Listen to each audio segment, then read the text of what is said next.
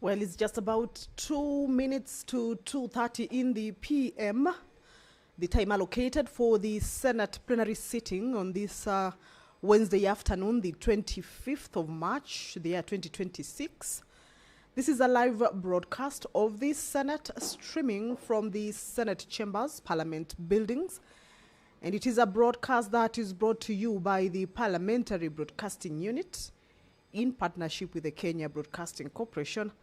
A warm welcome to you, and we are glad that you are joining us for these proceedings this afternoon. Currently on your screens, that is inside the Senate chambers. Members of the Senate should be making their way into the chamber, and also in a short while we should be expecting to see the Speaker's procession also making its way into the chamber. However, until then, allow me to take you through the business that the members of the Senate shall be transacting or has been lined up for consideration this afternoon. There is a motion regarding the inclusion of teacher training college students in the higher education funding model. This is a motion by the Honorable Senator for Muranga, Honorable Joe Nyutu. And this is a motion that the House seeks to resolve that or to urge the Ministry of Education in conjunction with the Higher Education Loans Board, commonly abbreviated as HELB, and the Universities Fund, to formally integrate teacher training college students into the new funding model to ensure equity, quality, and inclusivity in the education sector, and also to develop regulations and guidelines to define the eligibility criteria for teacher training college students, covering tuition and reasonable accommodation and upkeep costs. This is a motion that the mover has cited various constitutional provisions. That is according to the Constitution of Kenya, Article 43, that guarantees every citizen a right to education, and Article 53, which provides that basic education is free and compulsory.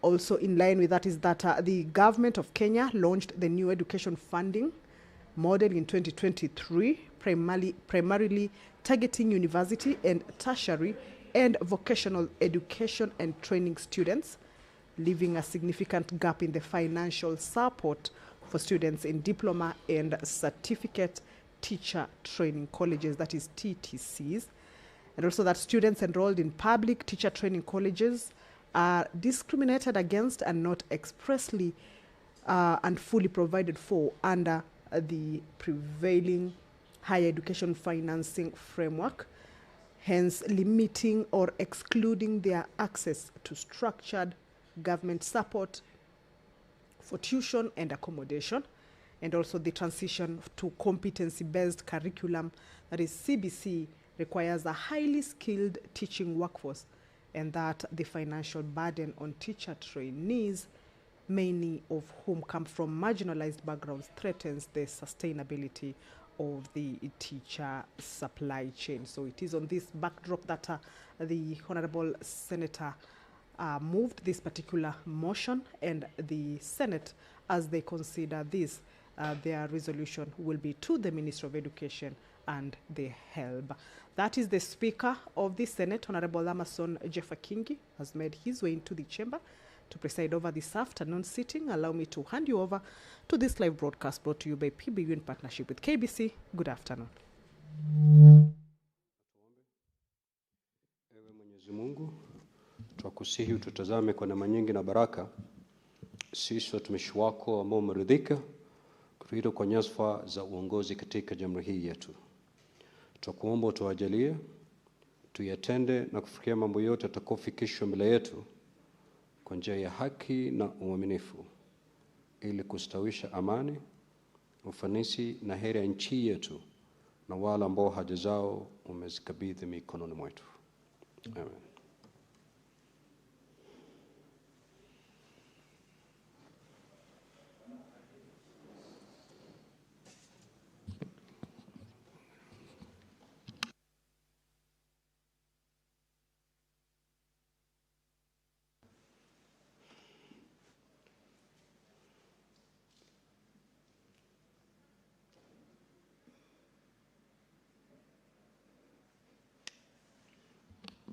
Declare we have quorum. Such at a time, can ring the quorum bell for 10 minutes.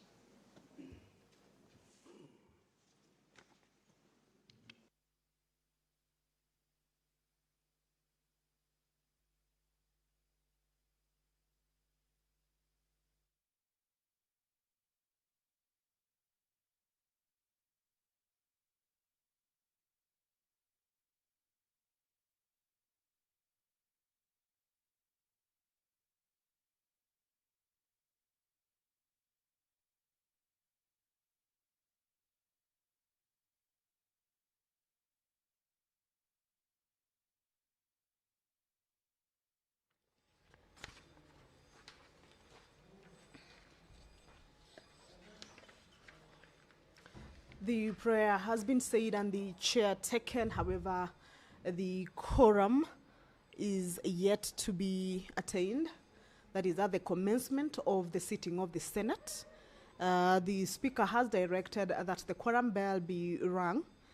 This is to give room to the senators to be able to make their way into the chamber, join their colleagues, and also, most importantly, enable the House raise that much needed quorum for the sitting of the Senate to be able to commence.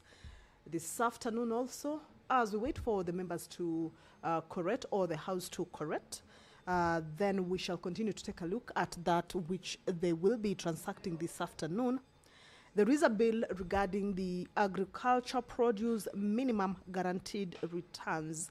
This is a bill originating from the Senate, sponsored by Honorable nominated Senator Veronica Minor. It is a bill that is at its second reading stage. This afternoon, business on this bill will be resuming of debate or resumption of debate. That was interrupted on the 10th of March, the year 2026. The mover shall be called to reply, but just a glimpse at what exactly minimum guaranteed returns in the agriculture sector means is that it's a minimum support price or price floors or policies where the government promises farmers a baseline price for their produce. This is around key crops like maize, coffee, sugarcane, and milk. And the importance of this move, if you look at the Kenyan context, is that agriculture in Kenya is highly vulnerable to price swings due to weather, middlemen, as well as global market changes.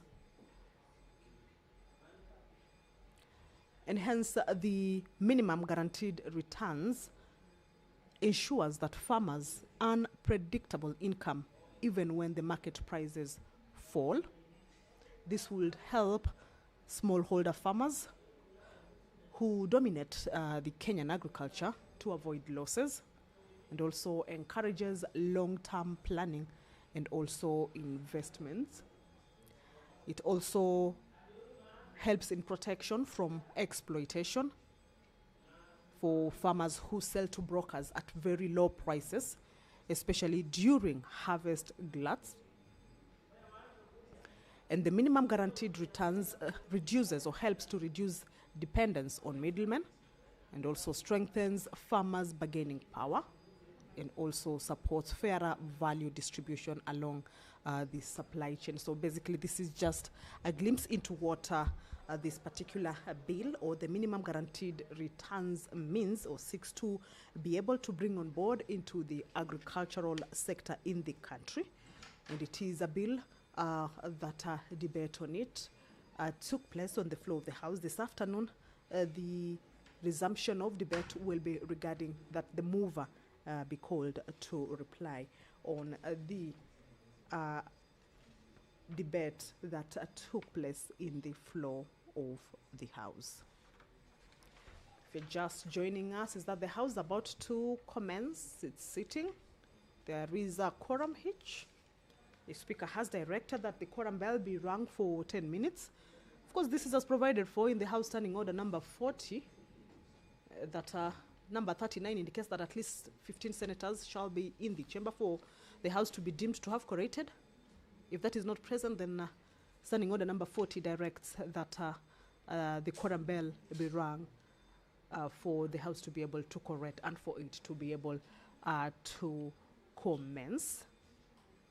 This afternoon, pursuant to provisions of the House Standing Order 53, paragraph 1, the Senator for Machakos County, Honorable Agnes Kavindu, will seek a statement from the Standing Committee on Labor. All right, the quorum seems to have been... Clerk, you may proceed to call the first order. Order number 1, administration of oath. Order number 2, communication from the chair. Order number 3, messages. Order number 4, petitions. Order number 5, papers. Order number 6, notices of motion. Order number 6 is deferred. Next order. Order number 7, questions and statements. Statements pursuant to Standing Order 53-1. The Honorable Senator for Machakos County, Senator Agnes Kavindu.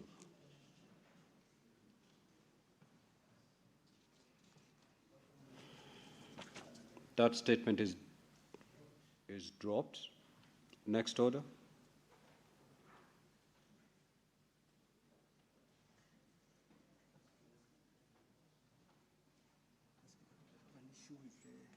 I can control number so that she can reply.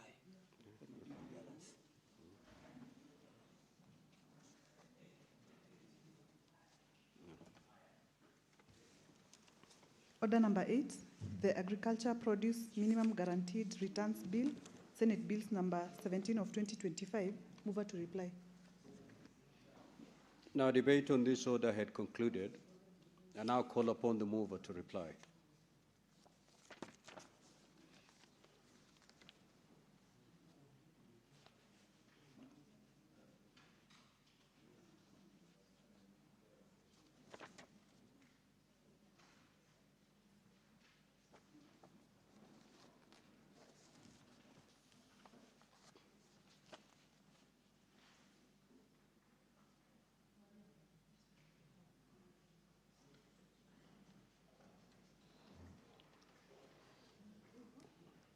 Thank you, Honorable Speaker, for this opportunity to reply in this motion that is before you today. Honorable Speaker, as I had earlier mentioned, and as I had earlier debated on this bill, this is a bill that brings reprieve to the small-scale farmers. And I want to take this opportunity to sincerely thank all the senators who have contributed to this motion. I know Senator Medhu did, Senator Wamatinga, and so many other senators who found, and Senator Ledama Olekina, Senator Chiradige, Senator Manzo, and many other senators who responded, who debated this bill, and saw the need for this bill, this law to be enacted. Honorable Senators, the purpose of this bill, once again, is to ensure that we have food security in our country, that people who invest in agriculture, especially small-scale traders, can find hope, a ray of hope, and that the funds that are being devolved for agriculture to the counties, there will be an accountability mechanism so that those funds are fed into where they're supposed to be fed, and the productivity of farmers can be determined and can be weighed and can be scaled, Honorable Senators. And Honorable Speaker, if I remember what happened to Murang'a County just the other day, with farmers being asked to harvest mangoes and expecting the county to purchase those mangoes, and tons of mangoes were wasted and they rotted in their backyards. Honorable Speaker, the enactment of this law would ensure that such farmers do not walk back to their homes empty-handed from their farms, but that in such an eventuality, Murang'a County government would have been held to account on the tonnage of mangoes that were wasted because of being harvested, them expecting the county to organize and arrange for these mangoes to be purchased, and the county failing to turn up, and the county failing to allocate any resources, even from the agriculture resource allocation. So, Honorable Speaker, this bill will arrest that situation. It is also going to ensure that the youths who are jobless can at least invest in agriculture, can take a glance at the opportunities that are available within the agripreneurship sector, so that we do not have young people working without any jobs in the city, looking for white-collar jobs, while in actual fact, jobs could be found within the counties, and every county could have an allocation. And when it comes to how this fund gets resourced... Honorable Senator, are you moving the bill or you're replying? I am replying Then to the reply. issues that were raised Reply to the by the issues senators. that were raised by your colleagues. Yes, Honorable Speaker, these are the issues that were raised by some of the colleagues, because Honorable Senator Ledama Olekina had concerns about how the fund that you pay the farmers will be resourced, Honorable Speaker, and that's why I'm responding to that issue. That the bill offers different streams of income that would then ensure that the fund is available. It would be what is allocated by the national government to the county governments, and what the counties are able to fundraise for themselves from other sources. That would then form the fund that would be used to resource the farmers using this framework. And once again, this bill would ensure that it's streamlined towards the better, the framework that the government has, and the bottom-up economic transformation model. So, Honorable Speaker, with those remarks, I beg to reply. Thank you.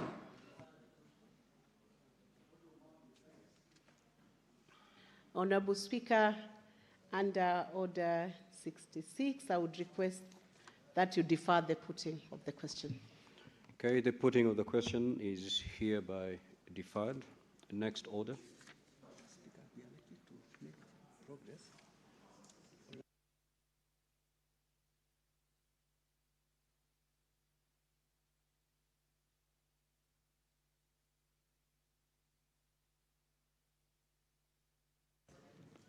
Order number 8, the Culture Bill, National Assembly Bills number 12 of 2024, second reading, division.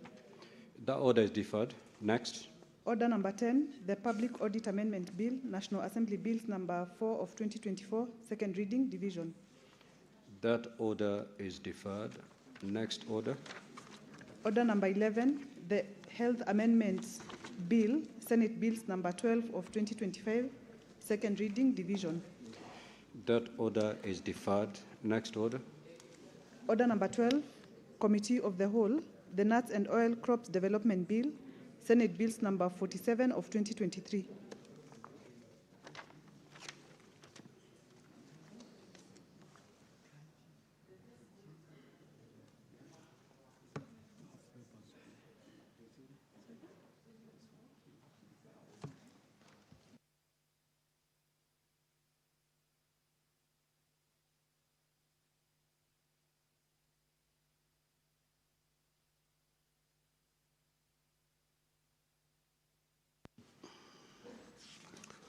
Order number 12, all the way to order number 21.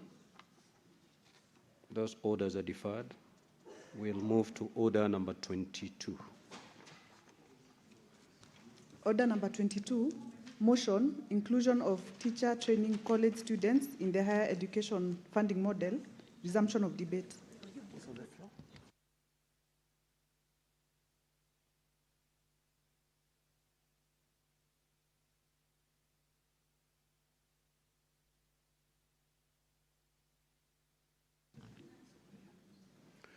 Now, Honorable Senators, the floor is open for debate on order number 22.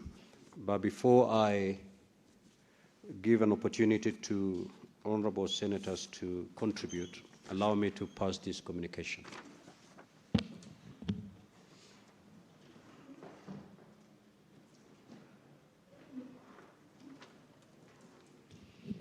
Honorable Senators, I would like to acknowledge the presence in the Speaker's Gallery this afternoon of Ms. Gabriela Murimi, a grade 10 student from Braeburn Garden Estate International School, who is undertaking a one-week service in the Senate under the school's voluntary service scheme.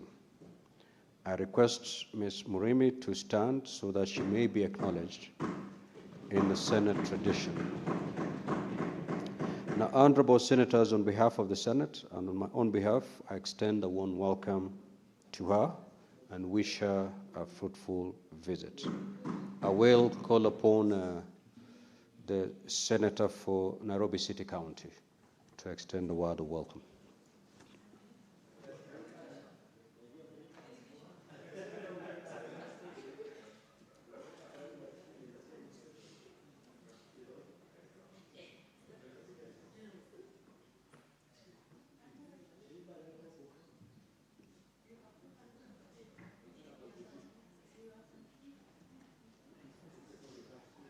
Yeah, Honorable Speaker, I don't know if Ms. Murimi knows this, but this is the actual first time that only one person is sitting in that Speaker's Gallery from one specific school. Usually we have hundreds of students. So we are honored. I guess you are the guest of honor this afternoon. Welcome. Welcome to the Senate. It's such a rare sight, and I can assure you that it is lighter on the Nairobi delegation when it's just one student to deal with the KFC concerns. I want her to know, Ms. Murimi, that we have a large delegation in the Senate from Nairobi. There's a total complement of 7 senators from Nairobi. I am the only male senator in that group. The rest are lovely ladies like yourself. So I want to encourage you. They are here. The Honorable Karen Nyamu, she's a senator. She's from Nairobi. The Honorable Catherine Muma is here. She's part of my delegation from Nairobi. I think even Senator Veronica Maina. We are many. So we want to welcome you to the Senate. And because you have undertaken, you will notice that I get heckled a lot by upcountry senators, but we have known how to deal with it. So, Speaker, because the lovely lady here needs to get some inspiration from the lady senators, if it's not too much trouble, you could give one member of the delegation who's a lady to say something, even if it's Senator Karen Nyamu or Senator Veronica Maina. With your permission, Speaker, of course. I've requested on behalf of the delegate. Senator Karen. Thank you, Speaker.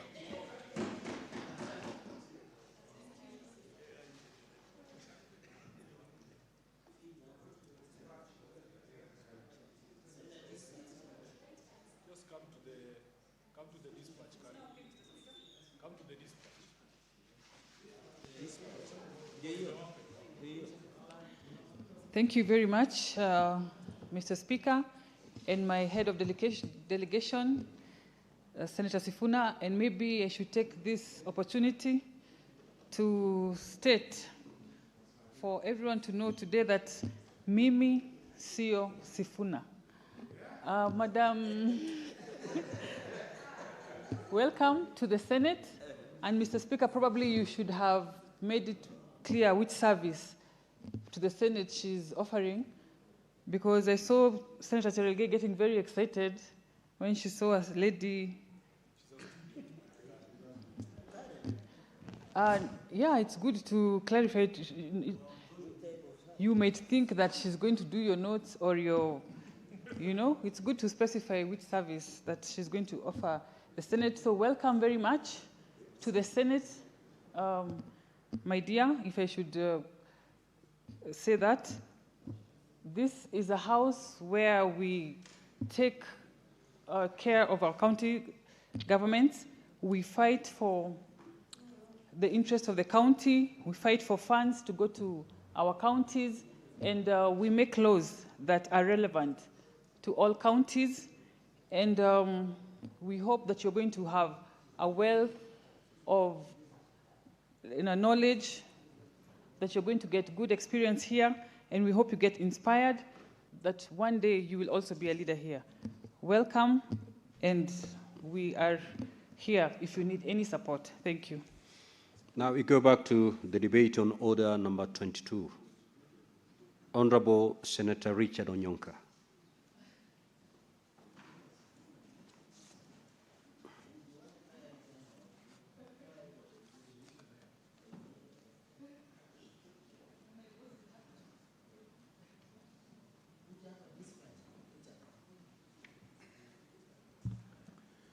Mr. Speaker, the truth is that could I pass this because I saw you struggle. It's okay. I understand. My apologies. My Senator apologies. Wamatenga. Senator Wamatenga.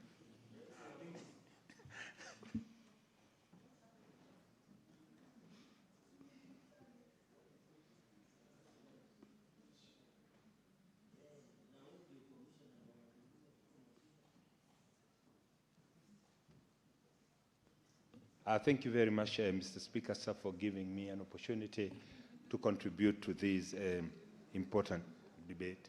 Mr. Speaker, sir, the formulation of new education model that is supposed to address the issues that we faced since we became independent.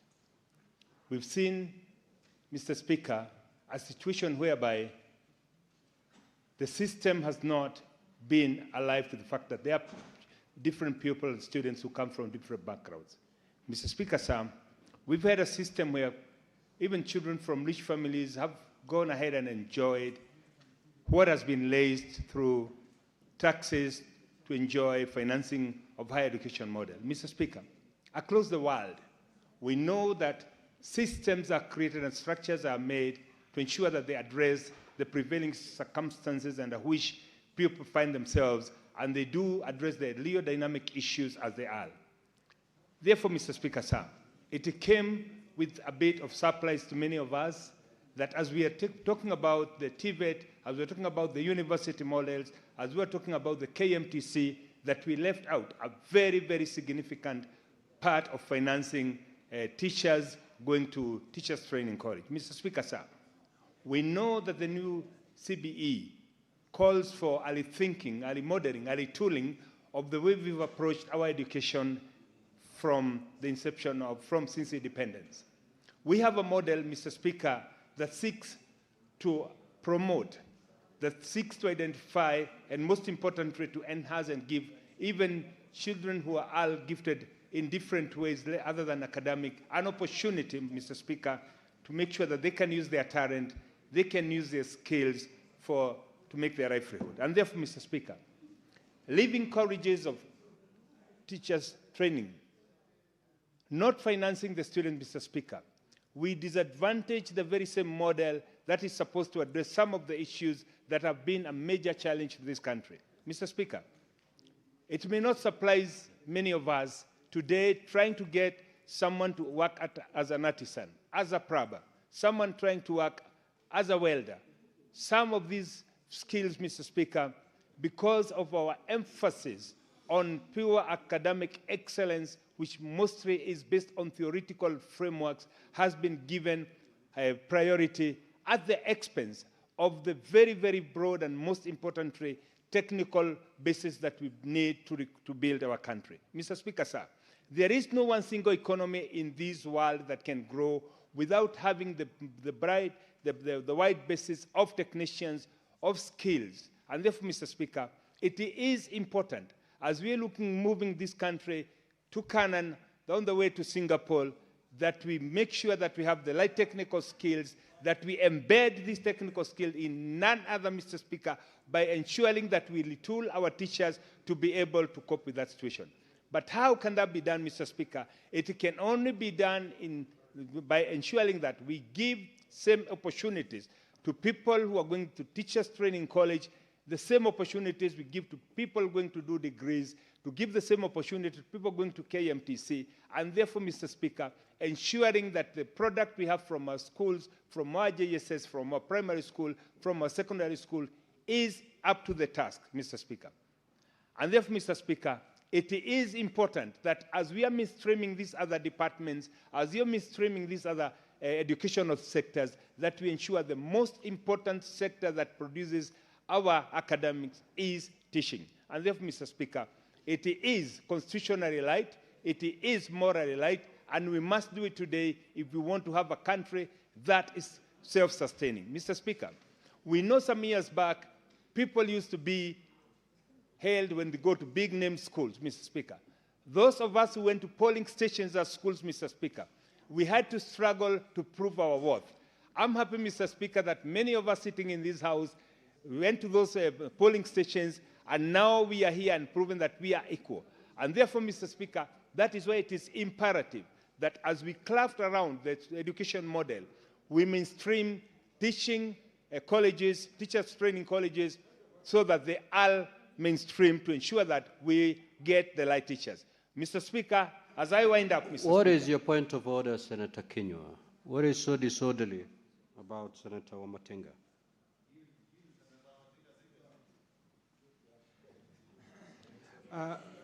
Bwana Spika, unajua ni kulingana vile alivyosema tu wale walioenda katika shule ambazo ni polling center. Bwana Spika, hiyo ni kejeli. Kuna wanafunzi wengi walizwa katika zile shule. Tunapaswa kuwapa motisha badala ya kuja hapa katika bunge hili na kukejeli watu. Asante Bwana Spika. Senator Wamatinga, you may proceed. You are not in any way out of order.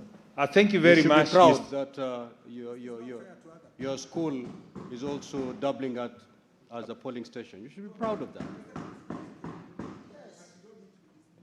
Thank you very much, Mr. Speaker. So indeed, that was meant to be a compliment because not many of us made it to those super and high schools. But what I intended to say is that the opportunity to any Kenyan, regardless of which school they go to, must be improved by the fact that we've trained the teachers uniformly so that they can be able to deliver on the quality of the students that they produce. Mr. Speaker, what I'm trying to say, and I'm sure that my colleague from Laikipia understands this, it is very, very important that we ensure that the quality of the education given in our schools is the right quality. And therefore, Mr. Speaker, at times it's very heartening to see that a teacher will do everything possible to get him or herself trained and still struggle to even get that job. And once they get even that placement, Mr. Speaker, they do not get the right facilities. And therefore, Mr. Speaker, what we are saying as a country, we are saying it is the high time we delink education from your background. It is the high time, Mr. Speaker,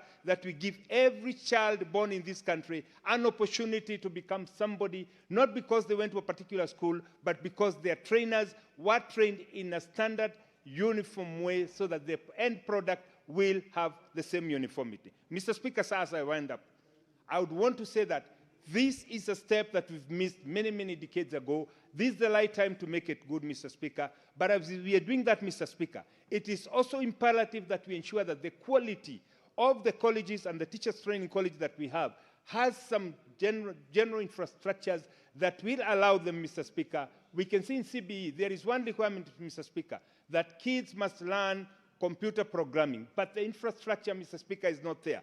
The teachers are not there. People do not have that training. And that's why, Mr. Speaker, during the Christmas holidays, I was the only senator who took it upon himself to train teachers in primary and JSS in Scratch coding, in Python programming, because I realized that the world is moving digital, and this is a pace that we must keep up with. I support, Mr. Speaker. Thank you. Senator Sifuna.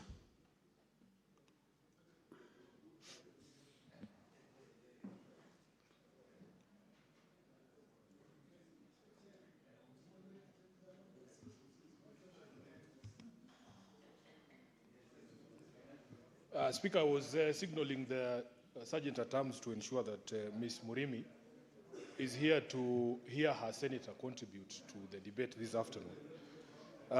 Ms. Murimi, the motion that is before us this afternoon, Speaker, if you allow me to just address a bit. You may. Don't be jealous. Mr. Speaker, I was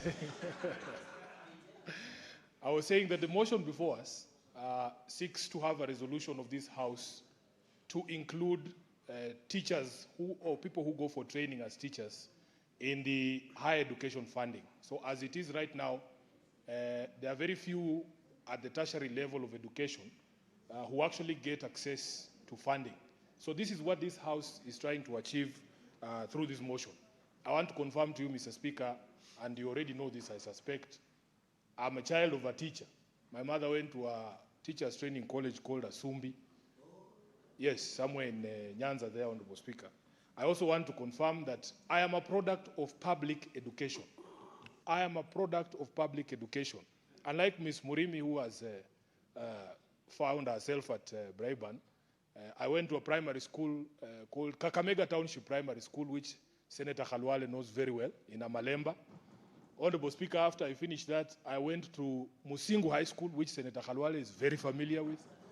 And Honorable Speaker, when I qualified to do law at the University of Nairobi, I want to confirm here that I was educated under the support and funding of the Higher Education Loans Board.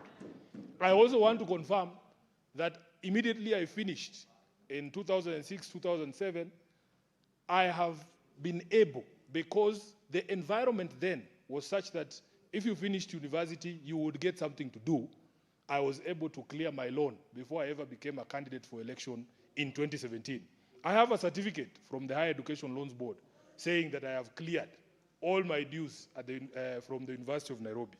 Speaker, unfortunately for many Kenyans and young students, that is no longer the case.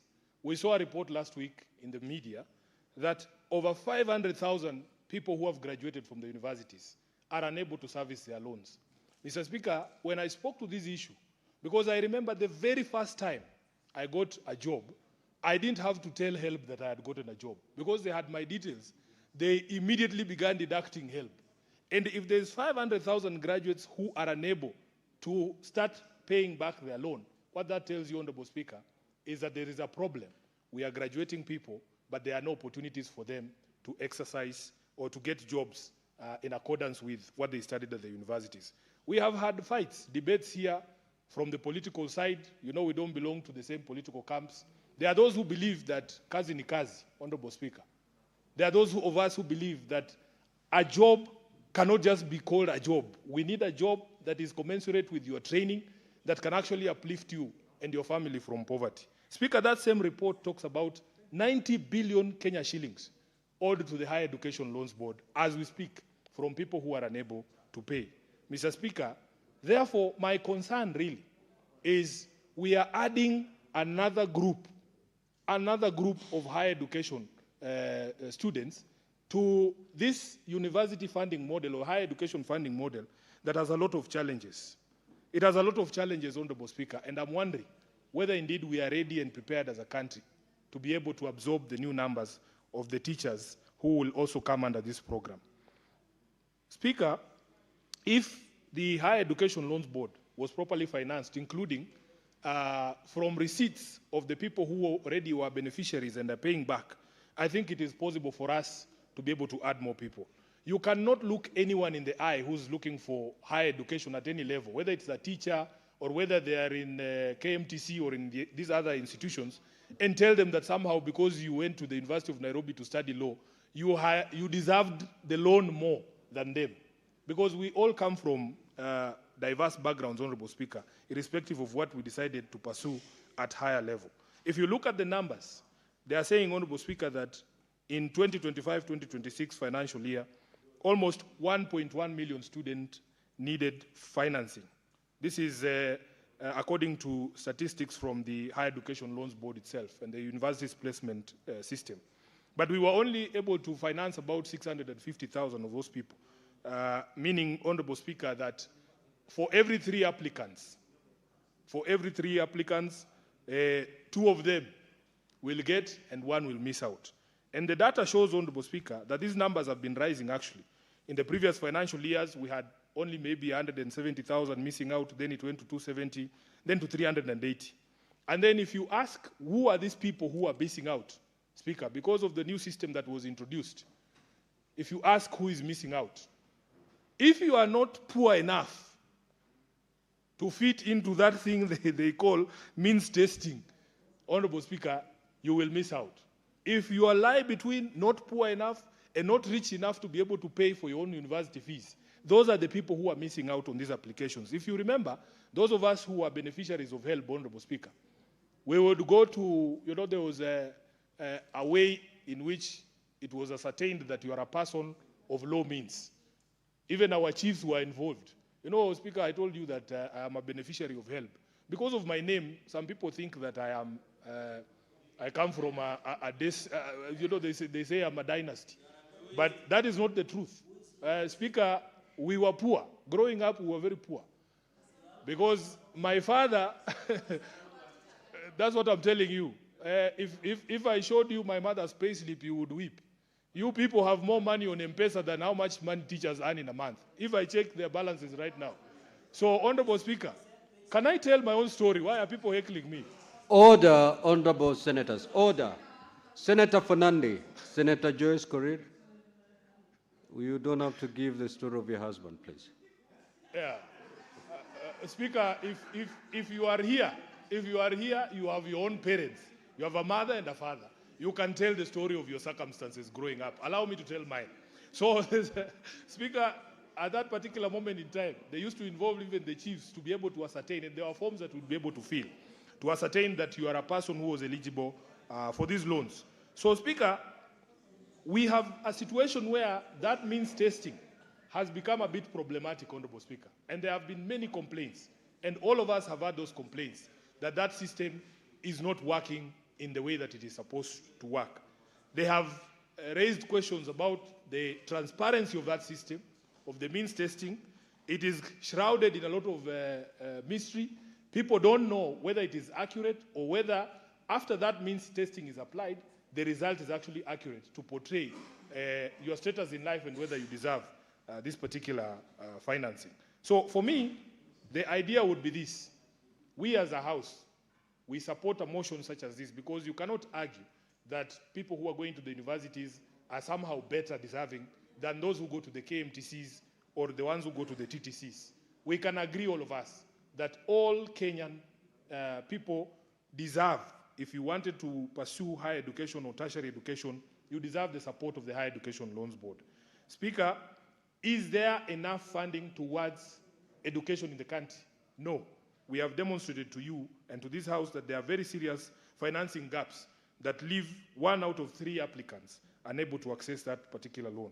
Then, of course, Honorable Speaker, if you listen to the young people, they're also telling us that even the problems we have with the counties in terms of frequency of disbursement, even the disbursement of the loans for those who qualify is a problem. And therefore, we need to relook at the entire sector. Let us agree that we need to put priority to getting our people good education at the tertiary level and make sure that we resource it properly so that no category is left out. With those many remarks, Honorable Speaker, I support. Senator Mungatana.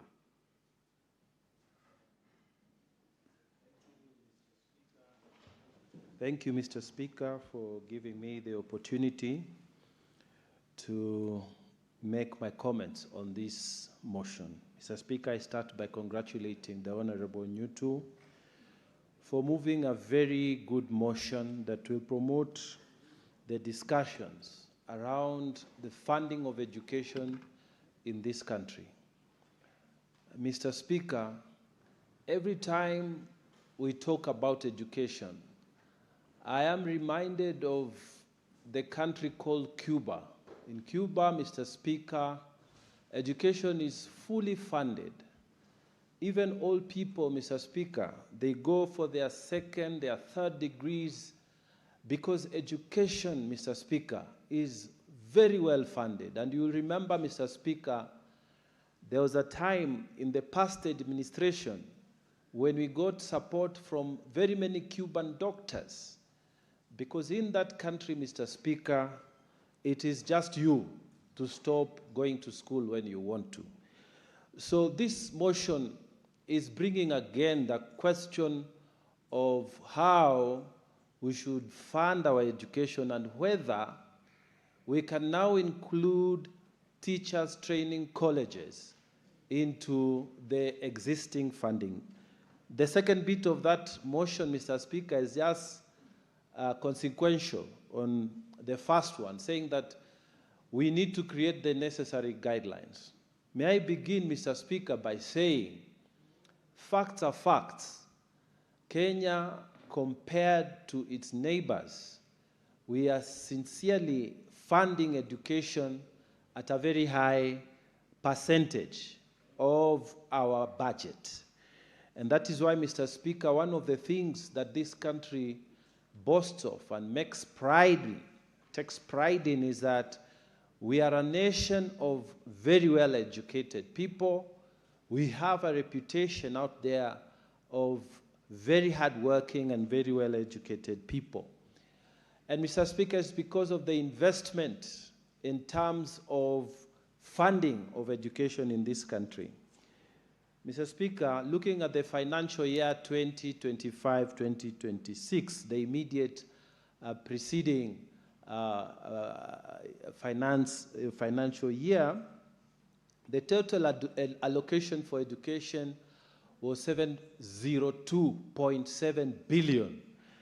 And this, Mr. Speaker, was the part of the total budget which we spent last year of 4.24 trillion shillings.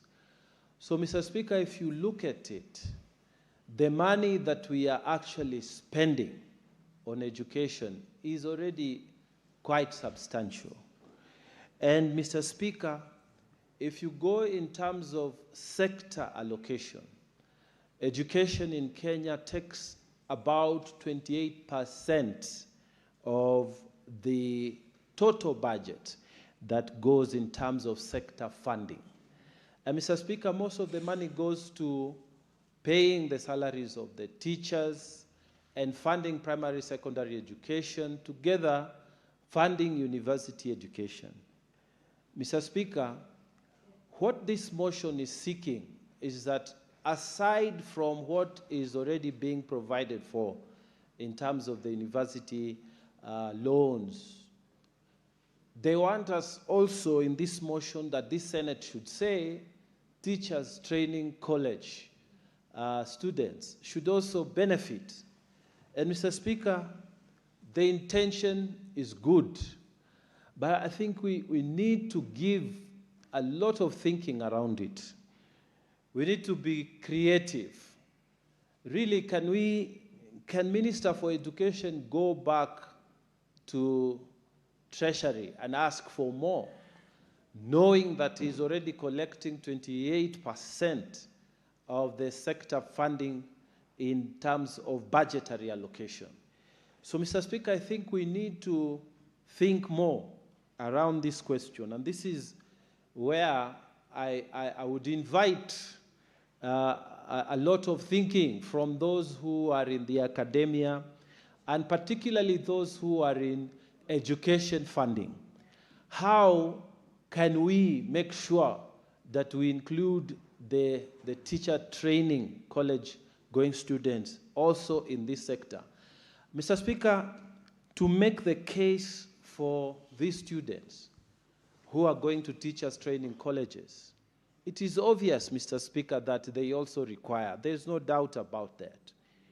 In fact, Mr. Speaker, just 2-3 days ago, some of the students who are coming from Tana River County were being put out of exam just here in Shanzu Teachers College, and we had to intervene, which means, Mr. Speaker, it is personal sacrifice to keep those students in university, in the college, so that they can attend for the exam, because this is the examination period. So the case is there. The case is there, Mr. Speaker. The many students who are attending are unable. And I really want to thank the teachers training colleges, and I'm singling out Shanzu Teachers College because of my recent experience there. Mr. Speaker, you will find that they do everything possible to keep the students there. But then when it's time for exams, they tell the students, now you have 45,000 to pay, you have 20,000 to pay, you have 60,000 to pay, go and get something so that you can be able to sit for the examination. So I know the pressure is there, and the students who come to those schools, many of them, Mr. Speaker, are not able to raise the amounts that are required. Basically, if you look, Mr. Speaker, they pay about 70,000 a year for that education. and that is excluding their living expenses, excluding all their other requirements for school. So, Mr. Speaker, the case is there, but is it enough for this Senate to just say, let us include them and leave it there? I think, Mr. Speaker, we need to think around what models we can use. And we are not inventing the wheel. Other countries, Mr. Speaker, have done it. They have been able to actually fund teachers training colleges because we need them and we need to support the students who are there. But how are we going to do it? This is the elephant in the room. Mr. Speaker, I want to start there. During our time, we just used to have uniform funding, which at that time we used to call it boom. Everybody would get the same amount, and it doesn't matter what your social standing was or your circumstances, we will all get the same amount and expected to live through there.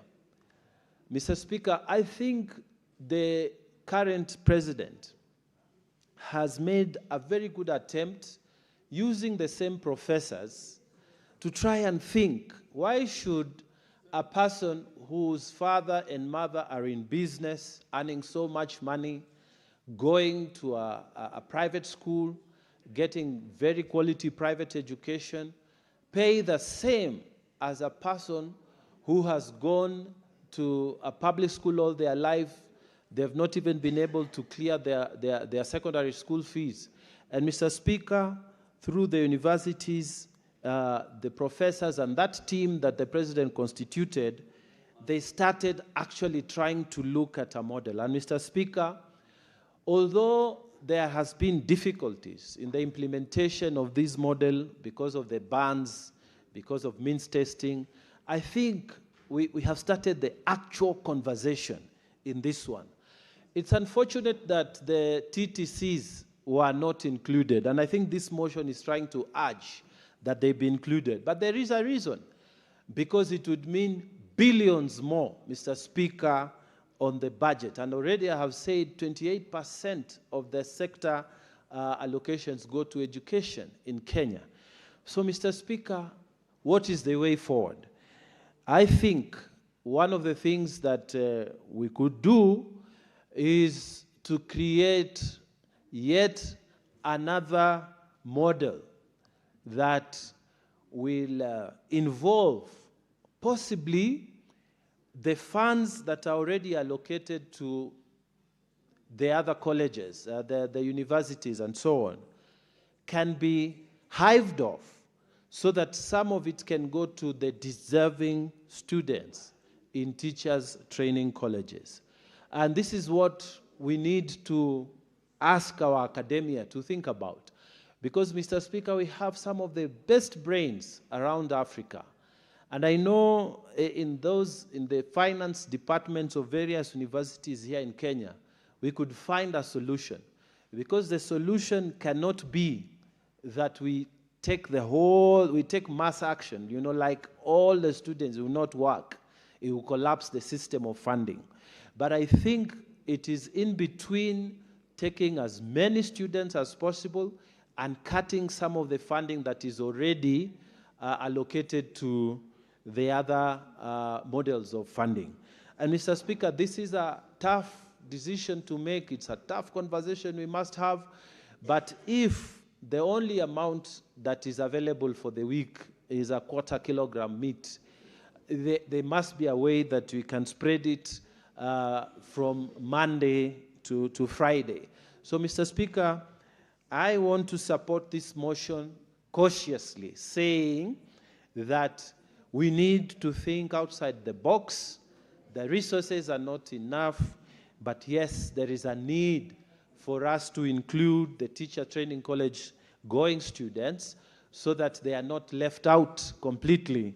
And we must find a way to think around these issues so that we have a credible scientific model that can apply across the entire country, particularly to counties such as mine, where many of the students who are going to these teachers training colleges suffer because of lack of means to sustain themselves in those colleges. So, Mr. Speaker, with those many remarks, I beg to support. Thank you, Mr. Speaker. Senator Maruma.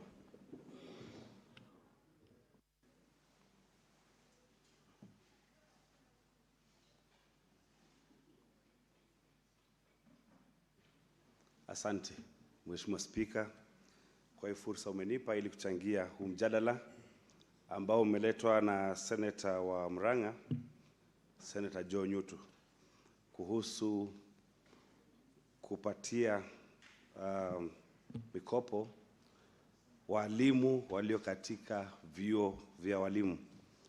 Mheshimiwa Spika, niko katika kamati ya elimu ya Seneti inayoongozwa na Mheshimiwa Betty Montet, na hili swala mara si moja, si mara mbili, mara nyingi tumelileta kwa wale maafisa na mawaziri wanaohusika na kupeana hii mikopo na kupeana ufadhili wa elimu. Mheshimiwa Spika, ni jambo la kuudhi, jambo la kushangaza. Ni kwa nini vyuo vya walimu vinatengwa kupatiwa mikopo ya Higher Education Loans Board, Mheshimiwa Spika, ama bodi ya kupeana mkopo. Ukiangalia vyuo vya vikuu vyote vinapatiwa mikopo, vyuo vya kitaifa vya anuai vinapatiwa mikopo, na pia vyuo vya kufunza elimu ya matibabu ama KMTCs zinapatiwa hii mikopo. Na la kushangaza ni kwa nini vyuo vya walimu vinatelekezwa ama vinanyimwa hii mikopo. Kihistoria, Mheshimiwa Spika, hii taaluma ya walimu ni taaluma ambayo kidogo imedharauliwa. Wakati nikifanya masomo yangu ya uzamili kule Dar es Salaam, tulipata kuongea na wenzetu wa East Africa ama Afrika Mashariki, na Watanzania wengi ambao walikuwa wanaongea Waganda walikuwa wanasema, sasa wewe unatakana kwenda chuo kikuu ama kwenda kusomea taaluma, na kwa nini hujapata kwenda kwa taaluma yoyote? Umekosa hata ualimu, umekosa hata kwenda kusomea ualimu. Sasa ukiangalia dhana ambayo iko kwa wananchi wa Afrika Mashariki, wanaona kama ualimu si taaluma ambayo inayofaa. Nafikiri labda ndio sababu wanatelekezwa, wanadharauliwa na kukosa kupatiwa huo ufadhili. Mheshimiwa Spika, taaluma ya walimu ni muhimu kama zile taaluma zingine. Kwa hivyo kwa kupewa mkopo, inatakana waangaliwe, wapewe mkopo na ufadhili wa elimu, kwa sababu ile kazi ambayo wanafanya kwa kukuza watu wa kufanya kazi, ama ile kwa kimombo tunaita human resource. Mheshimiwa Spika, huu mjadala unatakana tuje na azimio ama resolution, Mheshimiwa Spika, la kusema kwamba vyuo vyote vya elimu wapatiwe mkopo na ufadhili kupitia kwa ile bodi ya kupeana mikopo, Mheshimiwa Spika. Na kabla tufike hapo, Mheshimiwa Spika, lazima tuelewe ama tukubali kwamba kuna changamoto la mapato ya Kenya katika hazina ya kitaifa. Lakini kama kuna changamoto ya pesa katika hazina ya kitaifa, ni kwa nini tubague basi hii taaluma ya walimu peke yake?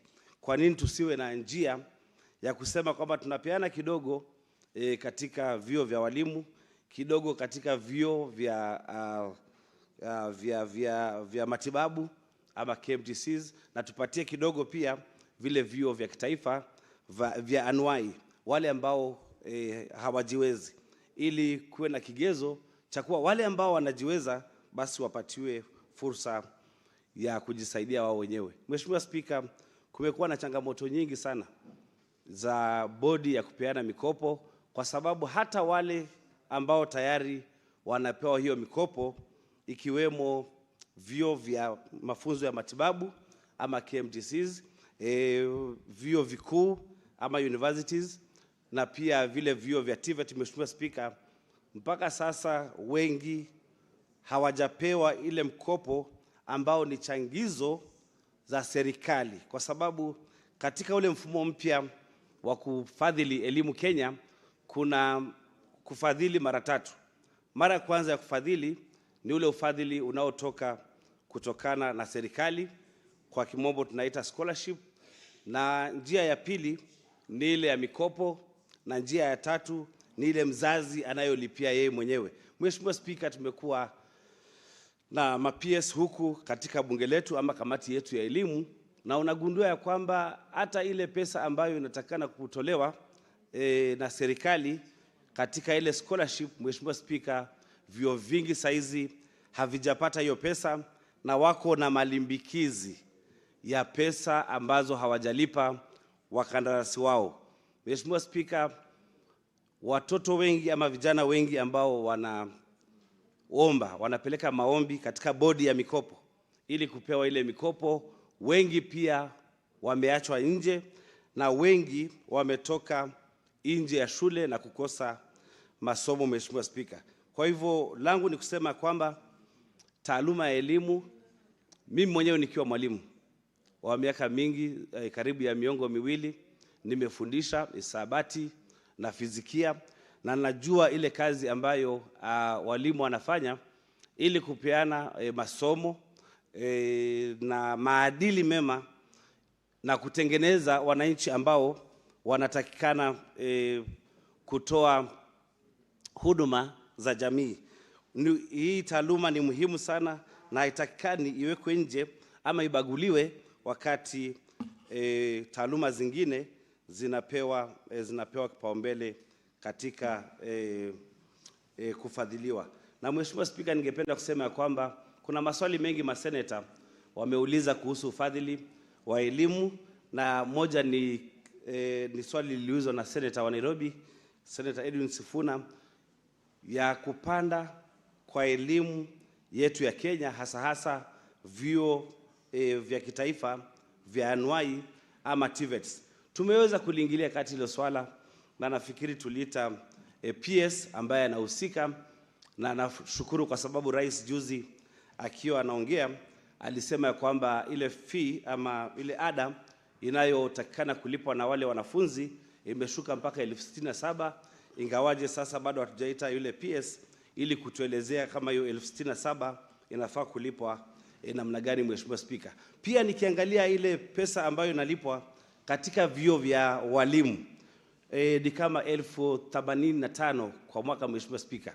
Ningependa kusema kwamba mimi nikiwa mwalimu sielewi ni kwa nini hivi vyuo viweke ada ama vitoze ada ya shilingi 85,000.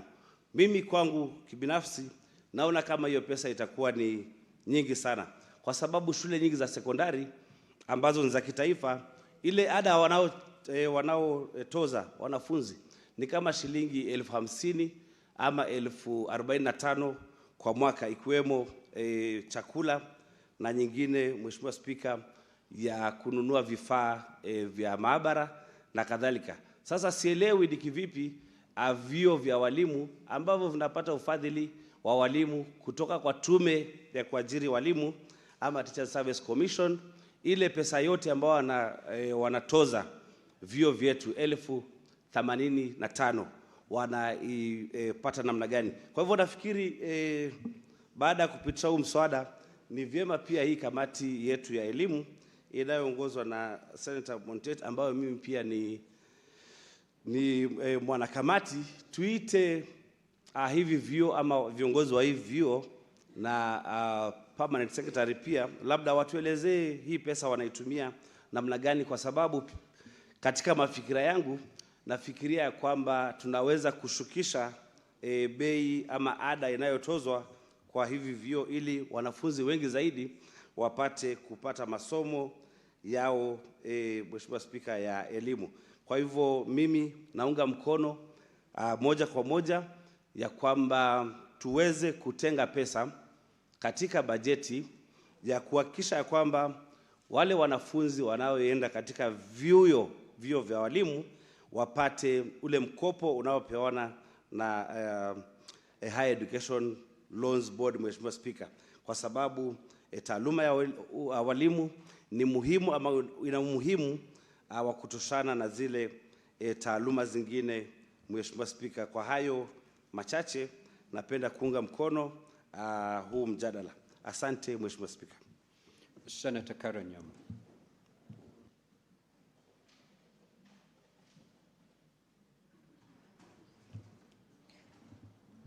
Thank you, Mr. Speaker. I rise to support this motion by Senator Joe Newtu, Senator from Murang'a, on the exclusion of funding from the higher education funding model, Mr. Speaker. And because it speaks to fairness, it speaks to the reality in our teaching colleges, institutions, Mr. Speaker. In our Constitution, guarantees the right to education in Article 43. In the same Constitution, under Article 53, it makes education, basic education, compulsory and free. But let's be honest to ourselves, Mr. Speaker. Education is only as strong as the teacher who is delivering it. And we are disadvantaging our teachers right at the training stage, Mr. Speaker. In 2003, the government rolled out the new model of funding for higher education. But interestingly, it left out the teachers training colleges. And that gives us a very interesting situation where the university student can access HELB loans. A TVET student is supported, but the teacher who's training in colleges is left to figure it out, Mr. Speaker. Then what happens?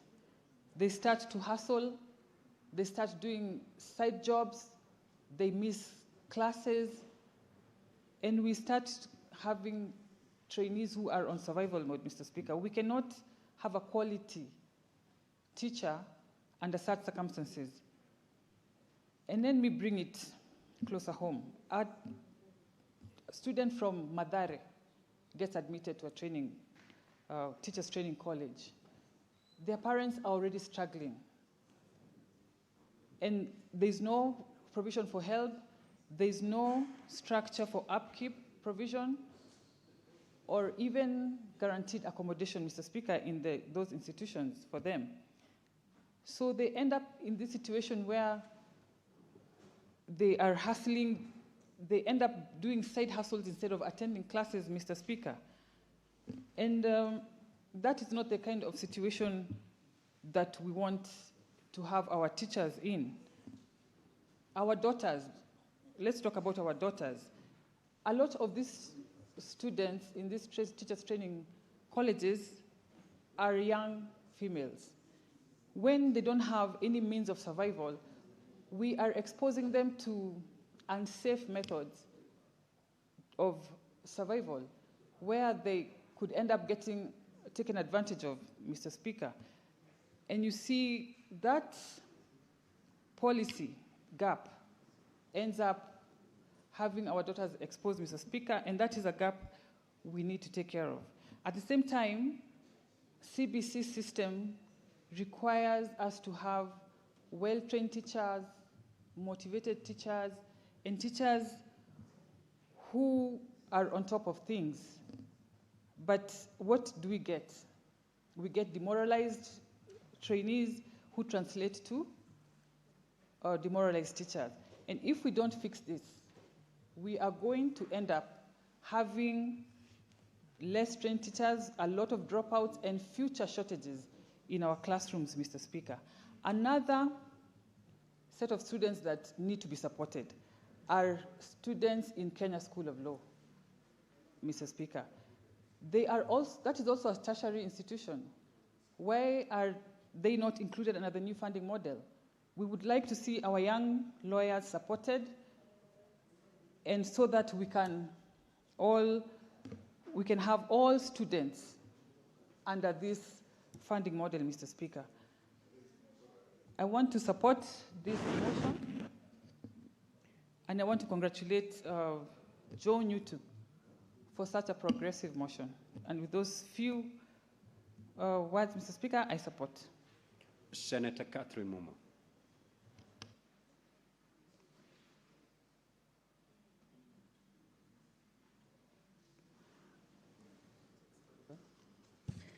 Thank you, Honourable Speaker, for the opportunity to contribute to this motion. Honourable Speaker, I'm a member of the Education Committee and would like to thank Senator John Newton for this very important motion, something that I think has been overlooked over the years. Honourable Speaker, beginning with the constitutional requirement, the failure or the lack of support for teacher training college, for the teachers in TTCs is actually a violation of Article 43. It is access to education is facilitated first from the primary level, and I think we are wearing the dress inside out when we assess the need for support to learning institutions from the universities and fail to actually support the first level of instruction to our learners. And it is something that we need to think about as a country.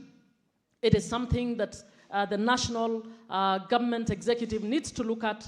The ministry needs to actually revisit and ensure that we correct this anomaly. Honourable Speaker, before 1995, education in the universities was for free. That's when we had boom, and Honourable Senator Mungatana, boom was actually money for leisure. University was paid for, we had the halls, we had the food, we ate dialogue in the dining, and then we had boom. Boom was used for boom boxes for the men, that is a music system, and for skirt suits, and the dresses for the girls. What is your point of order, Senator for Nairobi City County? Speaker, it's only fair when I don't want to say older members. When people who were there when these things were happening, when the senior members, thank you, I stand corrected. When they use some of these terms that we don't understand, I don't know how I can say it. They dumb it down for us so that we're able to understand. The way we have dumbed it down for them, phrases like Nikokadi, so that they understand what we are saying. So I am lost. I need to follow the debate, Honourable Speaker. Senator Catherine Muma, would you simplify so that your colleagues can, especially your young colleagues, can follow? Thank you. Thank you. Honourable Speaker, when we went to university, the government supported. We didn't even know what the fees was because it was paid. And then when you came in, you were given a residency. You had a hostel in which you lived. And you could eat in the dining, and the food was good. We had sausage in the morning, bread. We had chapati. We had jelly for, has any of you eaten jelly? There's this new lot. And then you had pocket money. That is what was called boom. And what would happen those days, most of the men would pull their boom for a semester to buy the biggest music system, and the girls would buy clothes. And of course, those who came from struggling families would support their siblings with school fees. Then we moved on from 1995 to 2010, when the issue of bringing in help in terms of the loan to support students came in. Between 2014 and 2022, we then moved on to supporting the TVEST when it was recognized that we need a skilled workforce in order for the economy to grow. And I think incrementally and progressively, this has been good. But the motion brought by Senator Joe Newton is actually important in the sense that we have usually charged learners in TTCs, and yet that is the lot that actually focuses on the primary education. And I think in this era and age, particularly when we have 75% of all our population being under 35, and therefore many, many people who need these services, I think we need to rethink this model and see how we can support this team.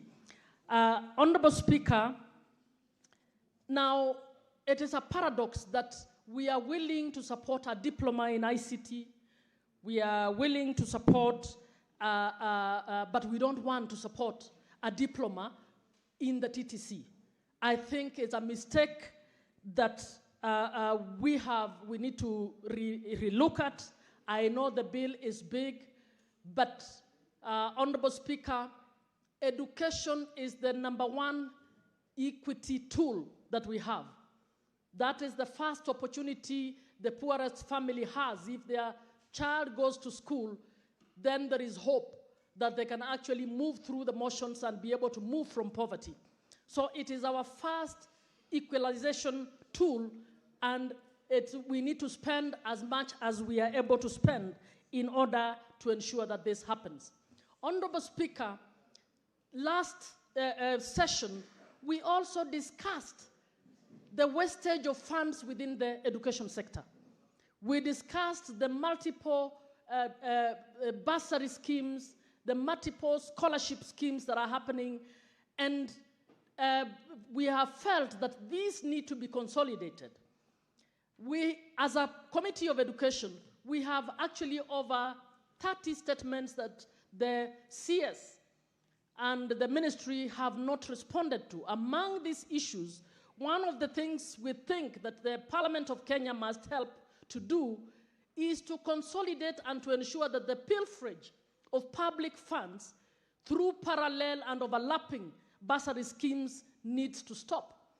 We actually need to relook at this and to aggregate and see how much in terms of funds do we have from the exchequer, from loans taken with the World Bank, from philanthropists, MasterCard and the others, the banks that we have, and how can this be reorganized in order for us to account for every cent?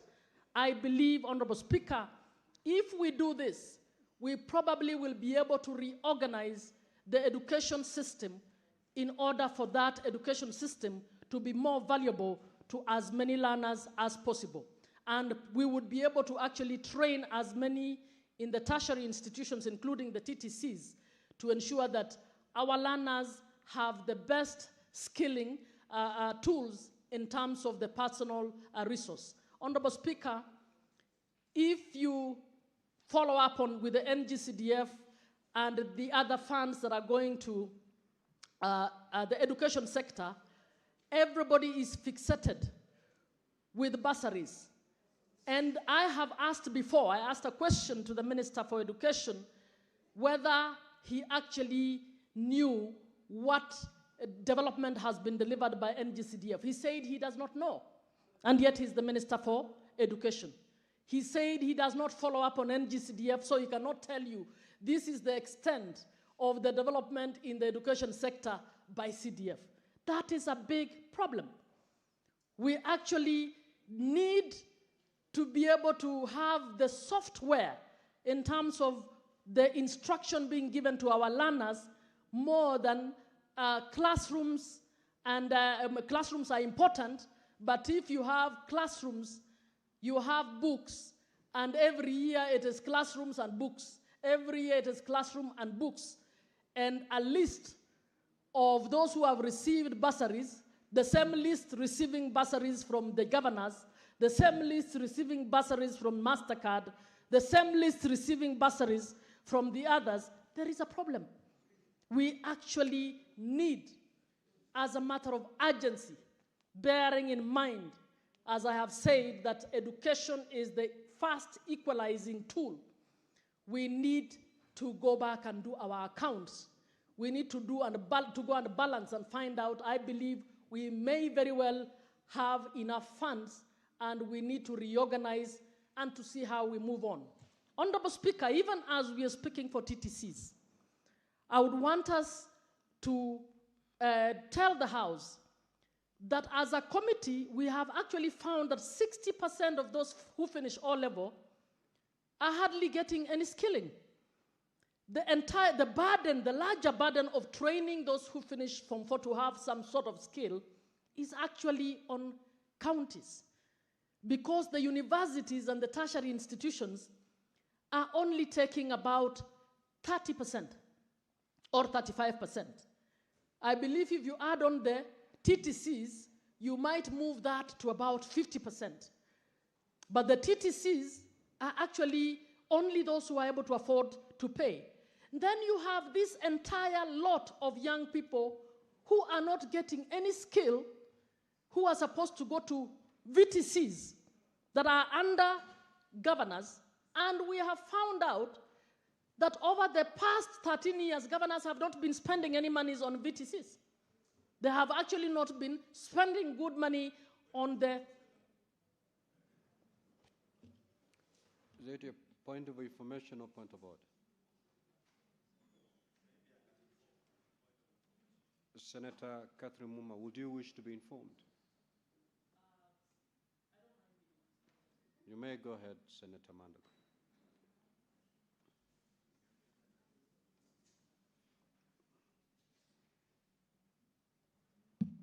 Thank you, Honorable Speaker. Honorable Speaker, I would like to inform Senator Cathy Muma that a number of counties from 2013 have actually been putting funds for VTCs.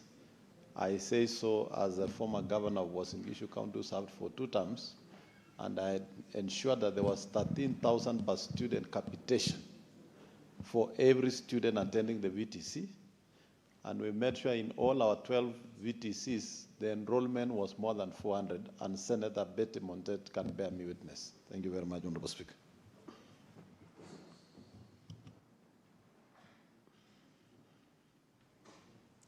Thank you, Honorable Speaker, and I'd like to take the point made by Honorable Senator Mandago and to actually rephrase what I said, to say that majority of governors have actually not been investing in VTCs and in ECD. In fact, very few have even invested in what you call childcare, that is within that function that has been assigned to them. In Uasin Gishu, we would like to confirm not one more VTC has been built since you left. So we've been checking, and since we started monitoring on this particular function, some governors are busy now trying to build some ECDs. Some had not even built any ECDs. We visited Busia. You saw what we saw. Some of them have all of a sudden realized, my goodness, we are supposed to be doing something. And yet, this is important. Education is important, and both levels, national and county governments, need to imagine the way in which we can actually functionalize our VTCs. Our VTCs are stigmatized. They are called village polytechnics. And because they are called village polytechnics, a number of governors have not seen the need to actually put in funds. So, Senator John Yuto, I'd like to thank you. I think what you've brought up is absolutely important. But of all the things that I've raised, I think as a House, and possibly together with the National Assembly, we need to seriously do the young people of Kenya a favor and relook at the education system and ensure that we are not dumping our youth after they finish Form 4. That is a time bomb that is awaiting this nation. We congratulate the governments where they have done something, but what needs to be done is a lot more. And I fully, heartedly support the need for TTC training to actually be included in receiving the public funds to support those teachers. Thank you, Mr. Speaker. Senator Abbas. Yes, Senator Fatuma Dulo, what's your issue? Sorry, Mr. Speaker. It's not that I wanted to contribute to this motion, but Mr. Speaker, you made a ruling on the floor of this House about 3 weeks ago. And the ruling said that the IG should submit the report on my shooting that happened in Isiolo County by 20th. Today it is 25th. Up to now, there is no response from IG. I would request you to intervene, Mr. Speaker, sir. Now, clerk, ensure the IG appears before the Senate on Tuesday at 2:30 next week. You may proceed, Senator Bass. Thank you, Honorable Speaker. Honorable Speaker, I wish to also contribute to the motion. Honorable Speaker, actually, teachers are the most disadvantaged public servants in this country. And teaching is actually a noble career.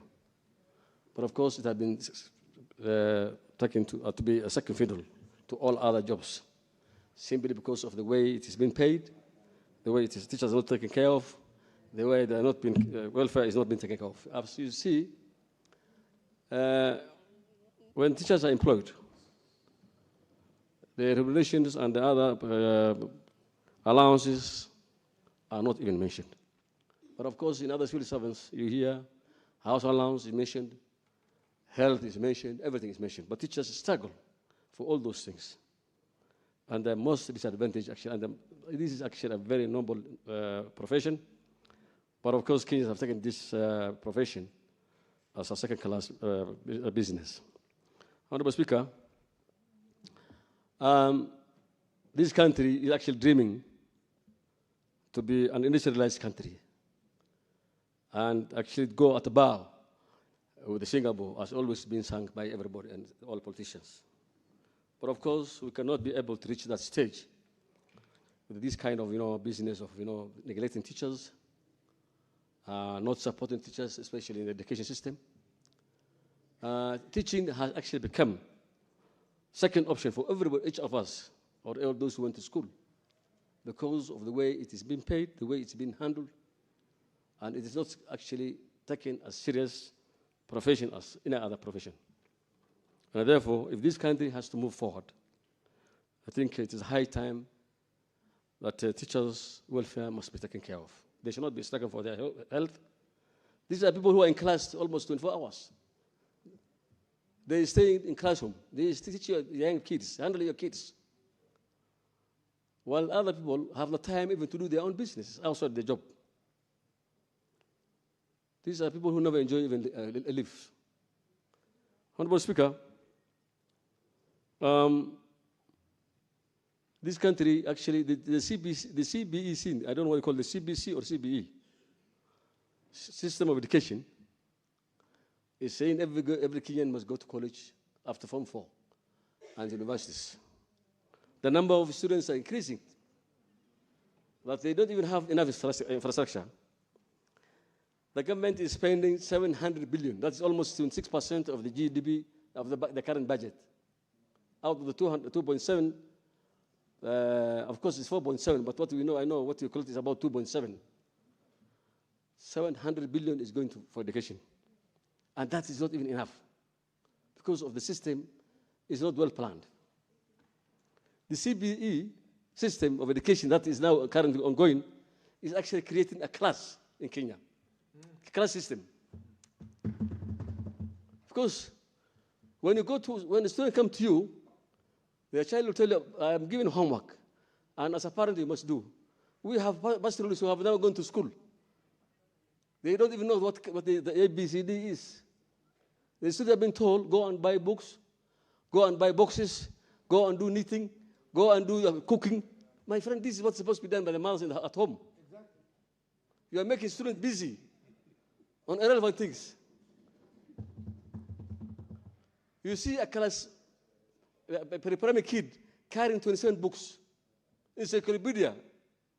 Why will a kid of class 3 who was not even able to read, how are you going to use the encyclopedia? It's actually The students are now developing hunchbacks, carrying loads of books. They are being told to wake up at 5 in the morning. They go there when they're sleeping. They're being taken in schools, round and round. The buses are carrying them, and their kids are sleeping in the buses. That kind of education will never help anybody. Honorable Speaker, one other thing is the system, the new system of education funding is also biased. Because the categorization actually, I don't know, category C, category B, I don't know what it is. I don't know how that is classified. What criteria people are using. Because most of the students cannot be able to meet those criteria, and those criteria have been developed in somebody who can afford to pay school fees for his kids. He doesn't know the sons or the daughters of the poor people, how they look like, where they are. They have been told that this thing is classified, and then Class B gets this amount of money, Class C gets this kind of, this is not the system that we need to have in this country. Honorable Speaker, I think the old system of funding on help, loans, and these things should be followed. The new system should be done away with. It's very biased, it's confusing, because I am also a parent who pays school fees, even though I pay for other funds. And every time I'm being told there's balance, this has not been done, and this has not been paid. One other thing, Honorable Speaker, I've seen is, even in times of admissions, the COOPs, when they admit a student, and if a student wants to move from one course to another course, if you change your course, then you don't get the money. You are bad. Because the student must be given also time to, if somebody wants to do medicine, and is qualified, or she's qualified, and she wants to move to medicine, then they should be allowed. But what happens is, if you move from, if you're a biochemistry student, and then you want to go to medicine, surgery and medicine, then you're told then the government will not sponsor you. This is a very bad system. Honorable Speaker, for us to industrialize, the TVET students must be supported. TVETs are doing a lot of good jobs. They are doing a lot of developing a lot of technology. And it's only through the technical schools and technical colleges that we can be able to get industrialized. Honorable Speaker, the diploma teachers, diploma teachers are not even given in bursaries. The students who are doing KMTC diplomas are not given bursaries. And if you look at it, this country, there's so many money, there's a lot of money, plenty of money. There's government sponsorship, there's bursaries from CDF, there's bursary from Jomo Kenyatta Foundation, there's bursary from the president, and this thing only goes to persons who is who and whom you know. It doesn't go to the poor people. Even the teacher who is filling those forms, especially like JKF, you just feel for his, those he knows better, and his own student and his kinsmen. So the whole system is rotten, and I think you need to have an overhaul and bring the system of education sponsorships and bursaries together, including even the ones for the bursaries from the MPs. I have been a member of parliament in the National Assembly, and I know what is going on there. It's so biased and skewed politically. Because we only look for those who supported you. So it's the high time that all these things should be brought together. All this money should be brought to one basket, so that there will be a fair distribution of resources for health and education. Honorable Speaker, the students in the colleges actually are really having problems. Even the TVETs and the teachers' colleges, they are in boarding schools. They are not even paid well. They don't have sponsorship, and the students there are actually almost starving. Yeah, Honorable Speaker, with the 700 billion available for the Ministry of Education, it's the high time that this country must come back to the drawing board, that to look the CBE system. We don't want to play politics in our education system. Most of us who are here today, I'm sure, none of our children are going to schools, public schools. Let's be honest. People have gone to national schools, international schools. They're taking their children to international schools. So you're living the poor people. So what now I'm saying that this class system, simply because you're teaching how to cook and bake breads and these things, then you want to have more domestic workers than what the professionals and the doctors and all these things. You're breeding here and educating more domestic workers. So that's why I'm saying there's a class system in our education system. Thank you, Mr. Speaker. I beg to support. Senator Osotsi.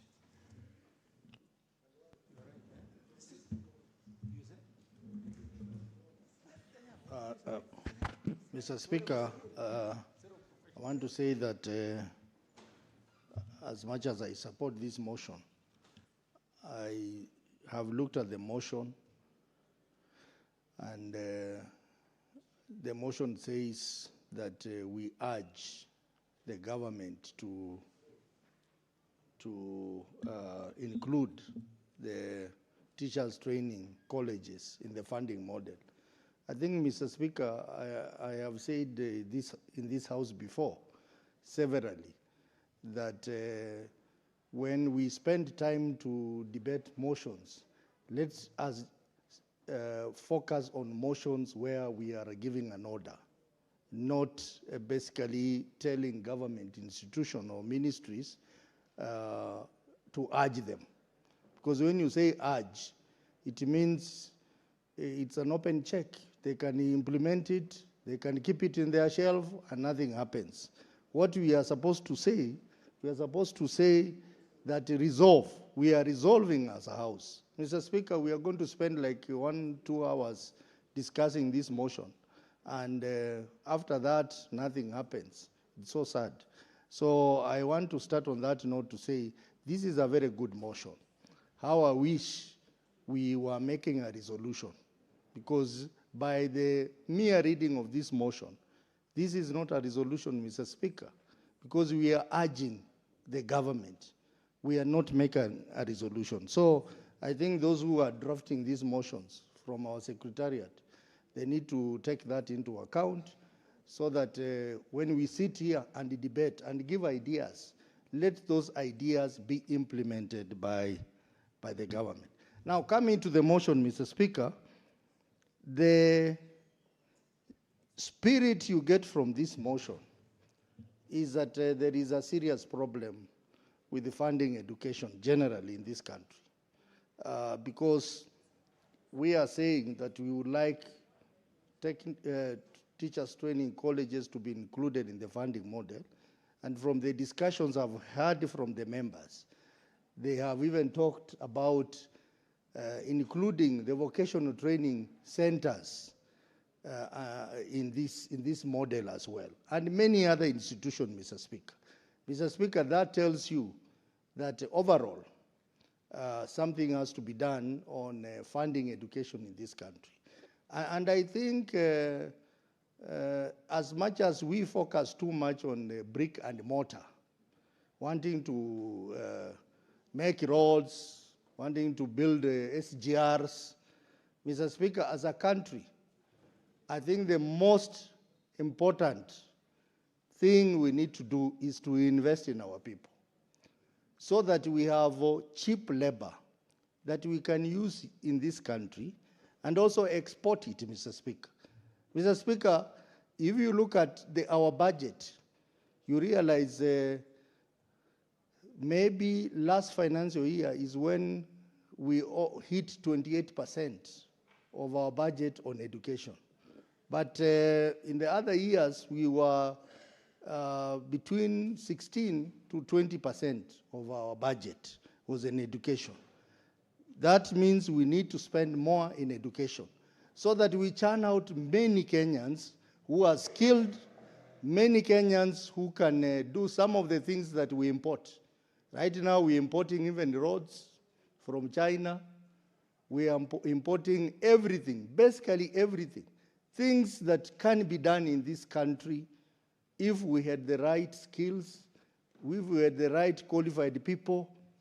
They will find no reason why we need to invite Chinese to build bridges when we can do it ourselves, Mr. Speaker.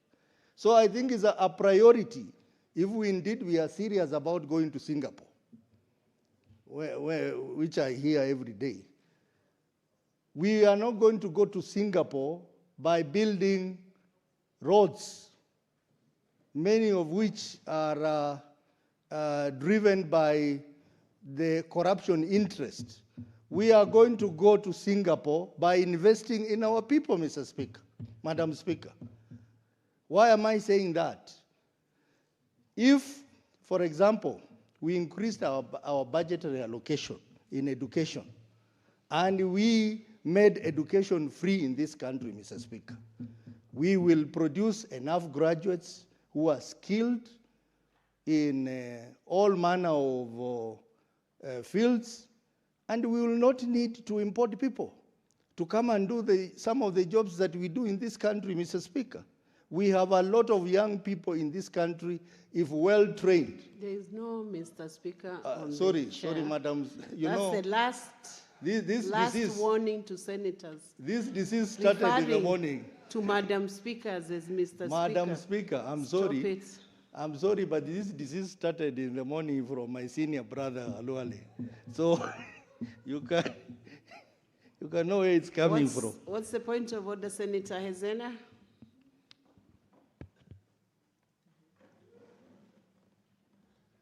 Madam Speaker, is it in order for the Senator for Vihiga County to mislead the House that indeed investing in roads is not investing in the people? For some of us who come from very marginalized parts of this country without roads, we know the detrimental effect of not having proper infrastructure to connect citizens to basic needs across the country. And so, Madam Speaker, I think on a statement of facts, he is misleading the House. Thank you. Honorable Senator Osotsi, for purposes of clarity and good communication, can you rephrase your argument to ensure it captures the feelings and the understanding of the need for infrastructure as an investment into people, as proposed by Senator Hezena? Madam Speaker, if you understand English, then you will understand the meaning of the word Everybody priority. here understands English. The Speaker understands English. Senator Hezena understands English. Just a point of confirmation. I said priority should be on education. Priority should be on education. Meaning that roads are important, let me guide you. They are not a priority. Senator Osotsi, against education. Senator Osotsi, let me guide you. The reason why you are having a challenge with Senator Hezena is the approach you are taking in your communication. Even in your response, you begin your sentence with, if you understand English. Of course, every senator here understands English. So can you do clear communication in proper English? Madam Speaker, so that I don't waste my time, I want to say that priority, Madam Speaker, priority is... Honorable Osotsi, hold on. What is the point of information, and would you like to be informed by Senator Madago? Senator Madago, you know, is a former governor who was involved in education issues. He can inform me. Senator Madago, please inform him and inform him adequately. Yes, Madam Speaker, I just wanted to inform Senator Otsotsi that the current administration has actually doubled the funding to education from a tune of 350 billion to the current 700 billion Kenya shillings. And has also employed, for the first time since independence, this government has employed 100,000 teachers, Honorable Speaker. A clear indication that this government is investing in its people, not for now and in the future, and that is why we even have a sovereign wealth fund. What is your point of order, Senator Cherarige?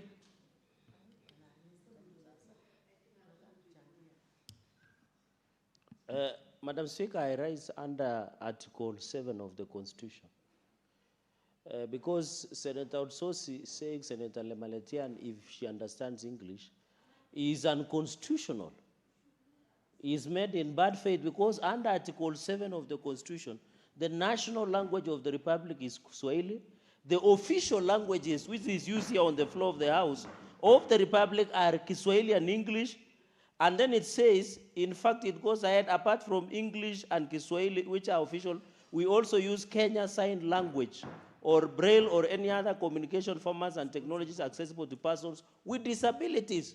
So the only languages that are allowed under Article 7 to be used officially is English, Kiswahili, and sign language. So he's totally out of order and he must apologize. He can say those statements in Linda Mwananchi or Linda Tumorali somewhere in Narok. Senator Ososi, would you like to be informed by Senator Hezena? Madam Speaker, you know, these point of orders are meant to waste my time. Your time is posed. You asked me to clarify, and I've clarified and said priority should be on educating Kenyans. That's my clarification. So allow me to proceed with my contribution, Madam Speaker. This is to make, Senator Joyce, can you hold on? Clerk, can you pause his time and return his minutes so he does not use them? So, Senator Osotsi, you can proceed.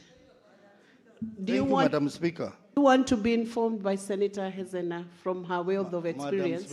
Madam Speaker, I've had so many information from members. Let me proceed. Proceed. Let me proceed. So, Madam Speaker, what I was trying to say before I was interrupted, that education is so important to the country that it should be given priority in budget making. I appreciate that the budget has increased to 28%, but we can put more money in education so that we make education basically free. And that would be the most important gift we can give to Kenyans, because with education, as Senator Muma has said, it becomes an equalizer, so that many other things that indirectly rely on education will also be have a multiplier effect on those other things. And I was giving an example that why would we import skills, for example, in road constructions, when we can train our people, our engineers, to be very world-class engineers, so that we spend less money in road construction, for example, Madam Speaker. Madam Speaker, even ICT, where I belong, this big ICT institution like Safaricom, why would they, for example, import experts from China to do things that if we improved the capacity of our own local ICT engineers, we would reduce the cost of doing that, and that will have a multiplier effect on our education. So my view is that education is such a critical aspect to our life that the government needs to consider making education free by increasing budgetary allocation to that sector, and then the other things will flow in, including the things which Senator Cheregei is always very protective, the things of going to Singapore. We can go to Singapore through software, not necessarily hardware. We have to look at these things, software and hardware. What do we need to invest in? It is not necessarily brick and mortar. We can invest more in health so that we have a healthy society. We can invest more in education so that we have an educated society, and therefore everything else will flow. Madam Speaker, even talking about investment in education, we have a lot of money in this country. What we are lacking is just appropriate allocation, Madam Speaker, and wastages in government. Madam Speaker, it doesn't make sense at all that one institution in government or a small office in government can be given 17 billion. What do they need that money for? When we are talking about underfunding of education, when we are talking about collapse of our universities in this country, our universities are collapsing because of funding. And yet, we are putting money in places where ordinarily we should be saving money, Mr. Speaker. So that is why some of us, when we question this myth of saying we are going to some other small country in the Asia, and yet we cannot make quick fixes to our software, software including education, including health, then we are lying to ourselves and basically not moving in the right direction. So the point I want to say, Mr. Speaker, Madam Speaker, that this motion is timely, but how I wished we looked at the entire education sector and try to make sure that education is prioritized, is properly funded, and not just primary or secondary education, but also tertiary education. Madam Speaker, for example, the technical training colleges. It was a good concept. No, I still have time. It was a good concept, Madam Speaker, but our vocational training centers in the counties are dying. They have actually died. Like in my own county, most of them are died. There is nothing much happening there. We would want the government to revert back to the old approach of co-funding of vocational training centers so that a lot of young people in the villages who cannot go to colleges or universities can have a chance to go and learn skills like masonry, carpentry, metalwork, and all that. And that can help them in their villages to sustain themselves. What's your point of order, Senator Hezena? Madam Speaker, again, it is on a point of a statement of facts. You know, I really respect our ranking member, the distinguished senator from Vihiga. But is it in order? Okay. Thank you for that correction. Madam Speaker, is it in order for the senator for Vihiga to allege that Singapore is a small country when its GDP ranks way higher than Kenya's GDP? And also, it is important, Madam Speaker, for him to restrict his arguments to maybe the confines of Western Kenya. Because, Madam Speaker, when he talks about priority areas, as much as education is very important in our country, there are other very dire priority areas, like access to that education is a huge problem in Samburu. Madam Speaker, secondly, there are people who are starving in some parts of Kenya for lack of a basic commodity like water. Dams are a priority in some parts of Kenya, Madam Speaker. It is important that he bases his arguments on facts and speaks as a national leader, as the deputy party leader of the Orange Democratic Movement. Thank you. Hezena, Madam, what was your point of order based on?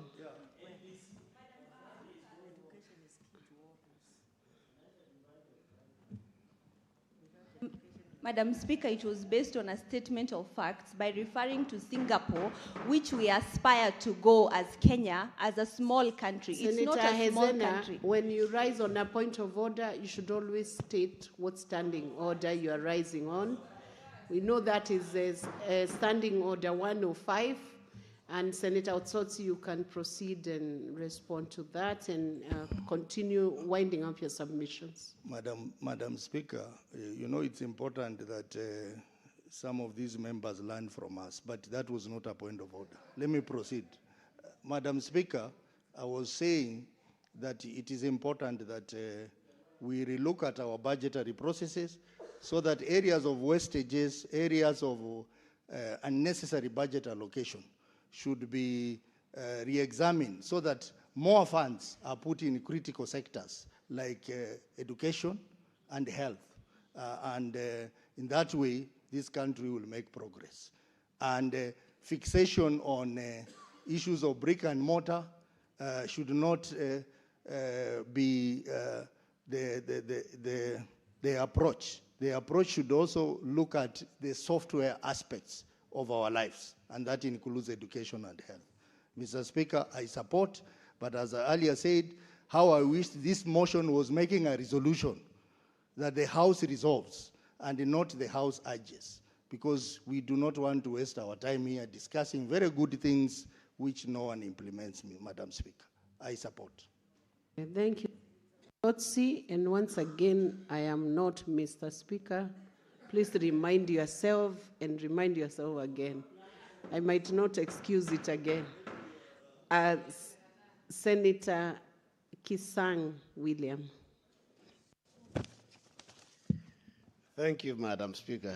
I'll not repeat the mistake that has been done by my colleague, because you're my neighbor here. Madam Speaker, as I rise to support this particular motion, maybe for the motion not to become a talk show, because what we are doing now basically is a talk show. And we used to do a lot of this talk show, both in Senate and National Assembly, because when you say we urge, you know that urging, as soon as we fought on this particular motion, it will go nowhere, because even the implementation committee, which is basically the standing committee on education, will do nothing because the House will not have resolved. I wish maybe the move of the motion, if it would be allowed, maybe to redraft it so that we resolve as a House to ensure that our teachers who are training in teacher training colleges are included in the funding model. And even the funding model, Honorable Speaker, to be renamed. We changed the name from universities funding model to higher education funding model, because this particular model is benefiting those in the university, should benefit those in teacher training colleges, should benefit those in KMTC, and also our DVETs and national polytechnics, Honorable Speaker, because those, especially those who are going to teacher primary colleges, Madam Speaker, most of them are from very poor background. I saw you were very surprised that when Senator Muma was speaking, up to actually 1990, all those who went to the university, even those who were in teacher training colleges, they used to pay nothing. P1 teachers, diploma teachers, and the universities. Students who were not paying anything. They were being fed, they were being accommodated, they were being given a stipend, which we used to call boom, Madam Speaker, which was 5,040. And if you divide 5,040 by 4, it was more than 1,000 a month. And primary teachers then used to earn like about 800. So basically, somebody who was in the university was earning more than a teacher that time. And we can't go back to those days because now numbers in the universities, numbers in colleges have increased.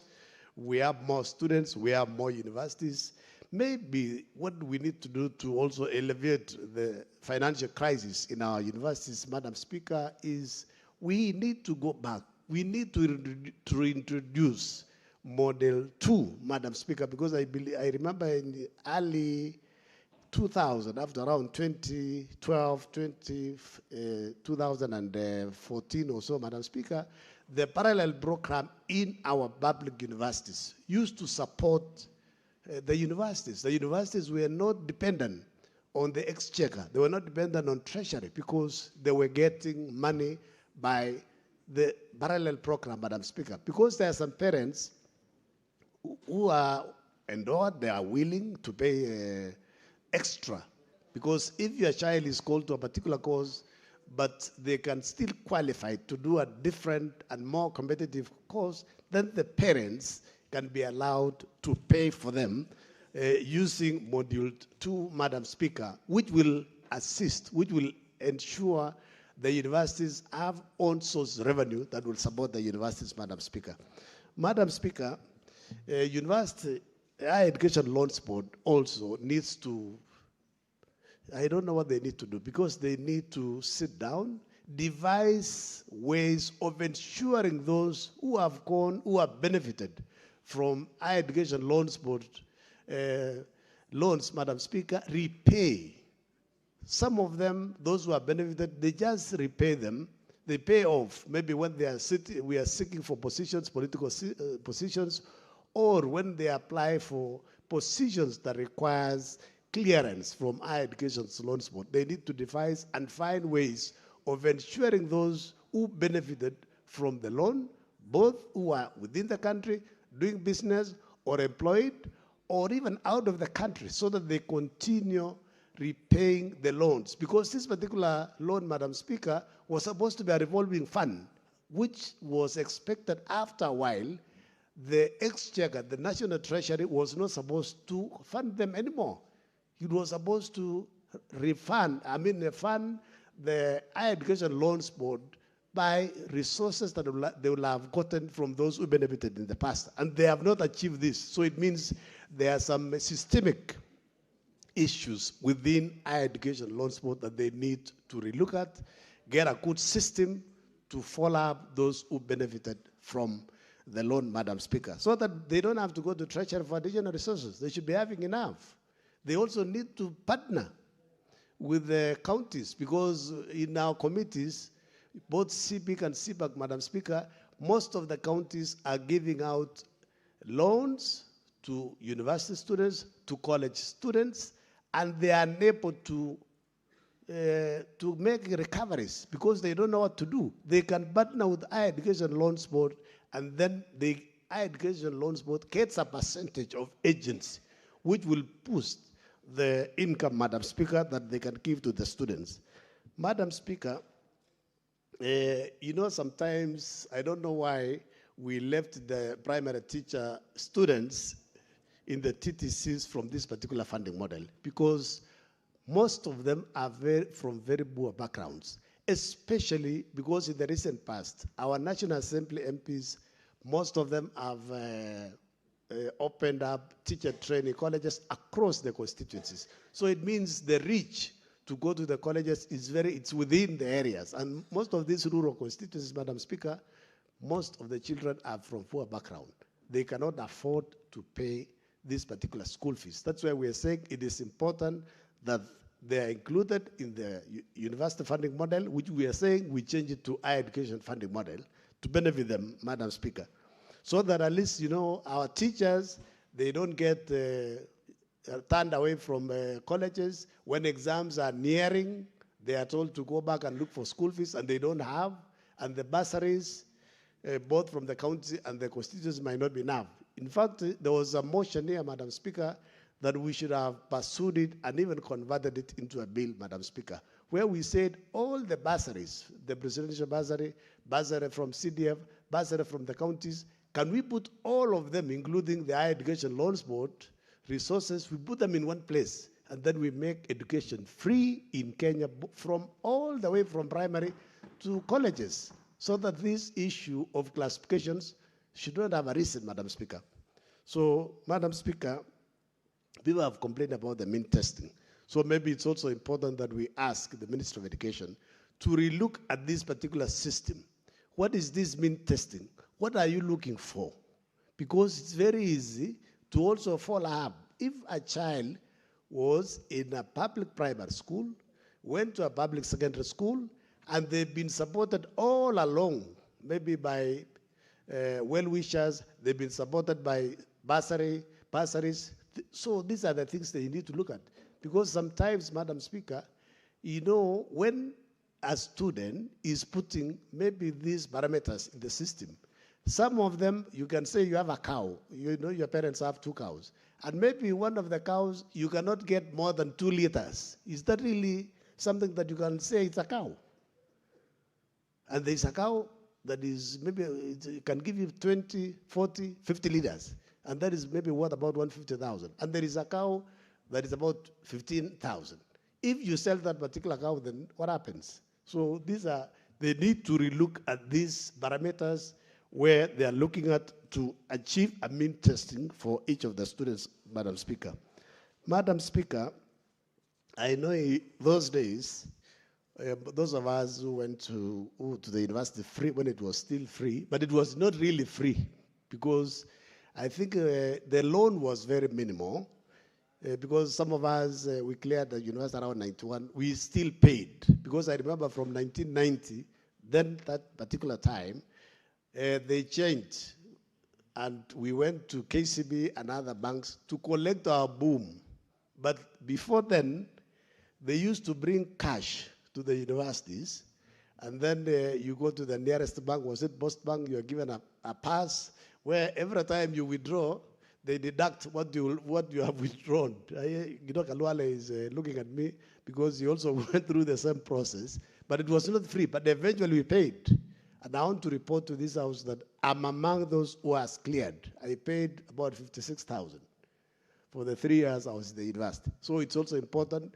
We urge our friends, Kenyans who are listening to us, please, if you benefited from Higher Education Loans Board, start paying if you have not paid, so that the children of Kenyans from poor background can benefit, because government was able to help you. Please Pay your debt so that those who are in need may be able to benefit. I remember, Madam Speaker, before going to the university, we had to go through youth service en route to the university. And it was bad of discipline, ensuring that, you know, those you go to the colleges, they instill discipline in you, so that by the time you are finishing also, you are all-round Kenyan, Madam Speaker. So basically, let's relook at this, because currently the budget for Ministry of Education stands at 28%. The 4-point-something trillion that we are saying we have in the budget, half of it is going to be debt. What basically remains is about 2.7. 700 divided by 2.7 is close to 30%, which is basically 28. So we need to devise ways of ensuring we raise funds for our education systems so that it becomes an equalizer. There are people, some of us, our parents never went to school. We didn't have resources to go to school. It was courtesy of Higher Education Loans Board, and I mean the government, that we are able to go to the university and get employed and go back to the society and assist. In fact, for your information, some of us used what we used to call the so-called boom to pay school fees for our siblings. Now, how about those who are poor now in the university? They are being chased away from class. They can't even afford to eat a meal, ugali and boga. They can't afford. So let's relook at this particular issue and let us reward the motion so that this thing becomes implementable. Thank you, Madam Speaker. I support. Thank you, Senator Kisang. We are almost, the motion, the time intended for the debate on this motion is almost expiring because it's intended to take 3 hours, so we have very little time before we close out on that. And I have 3 requests and need time also for the mover to reply. So maybe is to ask senators to exercise, because my option is to cut down, to cut back when time expires for the debate. So maybe the senator who takes up should consider the rest of the requests and consider their colleagues to share that time. Otherwise, from my seat, I will cut back when time is up. Senator Agnes Mudama.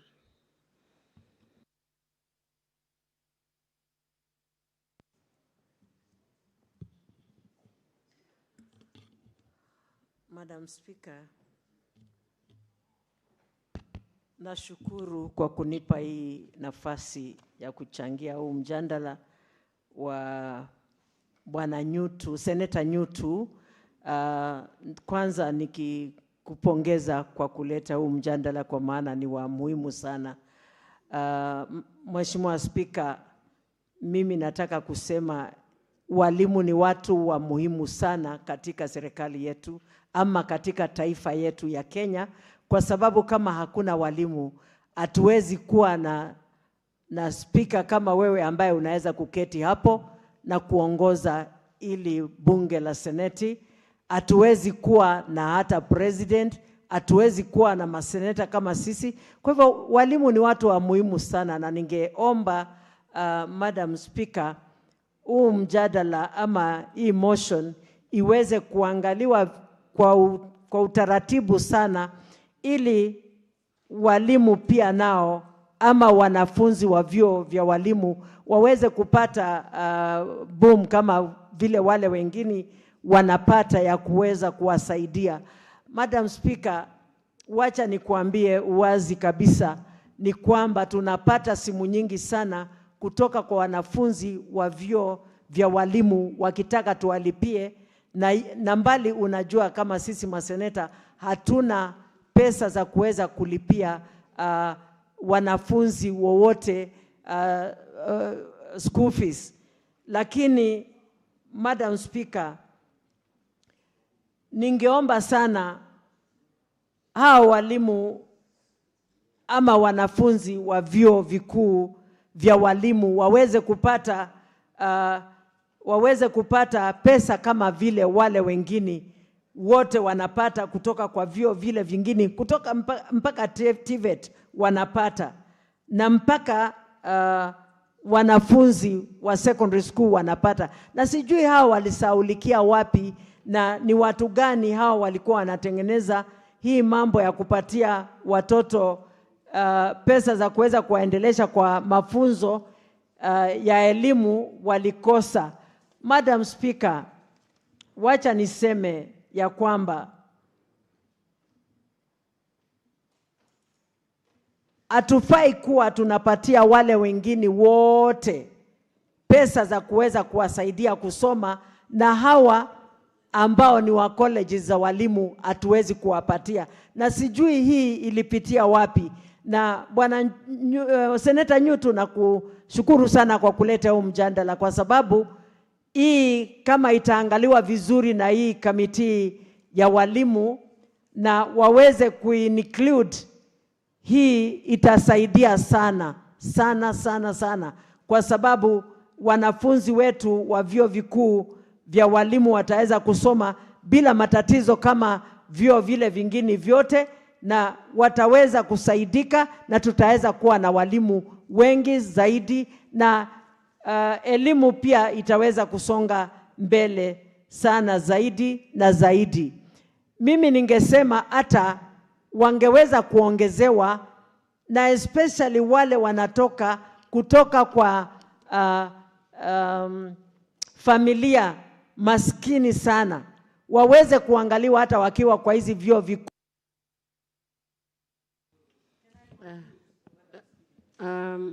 Senator Agnes, no, Senator Agnes, just take your seat now. It's time for the mover to reply, and the mover is persuaded to donate some of the minutes to the two remaining senators. Resume your seat, Senator Agnes. Proceed, Senator John Nyoto.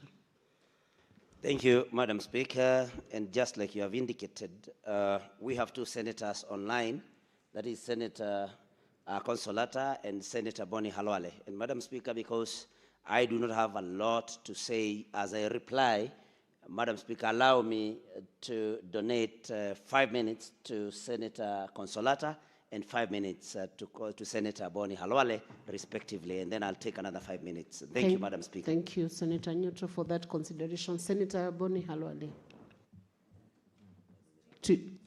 Stick to your minutes. Thank you, Madam Speaker. Madam Speaker, in a condensed fashion, the country remembers that in 2003, the biggest change that took place after election was the announcement by President Mwai Kibaki that there shall be free primary education. And 1 million Kenyan children came from nowhere and joined school. That was leadership. Madam Speaker, fast forward 2022, the biggest announcement that came was that we will have the new funding model and solidifying the competency-based system of education. Unfortunately, Madam Speaker, the new funding model and the competency-based curricula have both failed completely. And Madam Speaker, it's a shame that the failure of CBC has resulted in the loss of free education that we are having in this country, Madam Speaker. Madam Speaker, we have to accept and be the adults in the room and accept that our oversight role demands of us to call out when things are not being done right. Madam Speaker, the top 8 African economies, from South Africa, Madam Speaker, to Egypt, to Algeria, to Nigeria, to Morocco in position 5, and Kenya in position 6, and Angola and Ghana in 7 and 8, In all those top African economies, education is free. It's only in Kenya, which is one of those countries, that we do not have free education.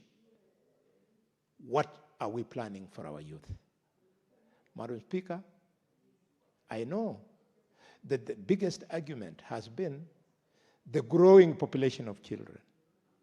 Please, those people who are propagating that misinformation must stop, because South Africa, free education, they have a bigger population than us. Egypt, free education, their population is in hundreds of millions. Nigeria, free education, their population is over 200 million. We are visiting a crime against a generation, Madam Speaker. Madam Speaker, the long and short of this challenge is that we have enough money, even the 28% that is allocated for education is enough, but it is subjected to financial mismanagement and corruption, Madam Speaker. Madam Speaker, financial mismanagement, colleagues have spoken to it, this nonsense of bursaries, presidential, governors' bursaries, and CDF bursaries are just avenues for corruption.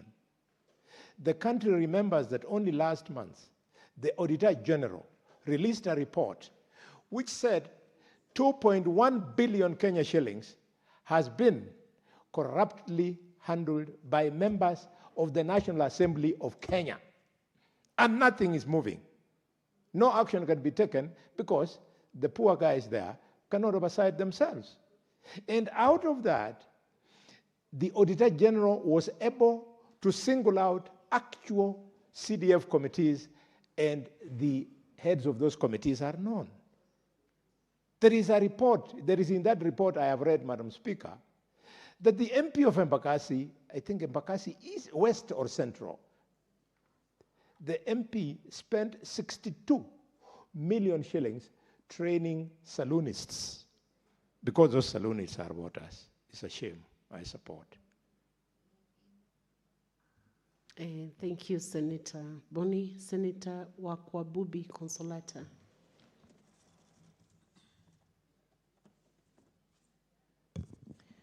Thank you, Madam Speaker, for according me this opportunity to contribute towards this momentous or rather substantive motion by Senator Nyuthu.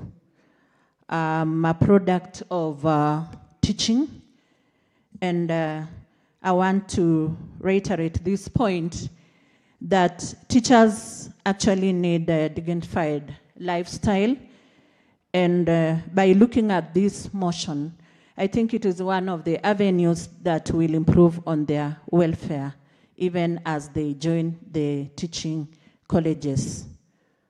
While I was growing up, I used to be told, and I quote, that teaching is a noble profession. Indeed, it is a sacred profession. It's a career of altruism because it is selfless. And I want to concur with what the rest of the speakers, honorable senators, have presented on the floor of the House today, because we are looking at an avenue to churn out a nation's human capital that is highly trained with a lot of quality presentations, because at times we compromise quality for quantity. So as a product of the same profession, I want to echo the fact that this inclusion aligns with the student-centered funding model, the goal that was intended for, to provide financial aid to the teachers, because most of them actually come from marginalized and minority areas. Some of them come from impoverished family backgrounds that are less privileged or underprivileged. So we want to echo that. And maybe as a house of legislation, although I stand to be guided and corrected, that if at this juncture we are able maybe to craft a subsidiary legislation to buttress this substantive motion.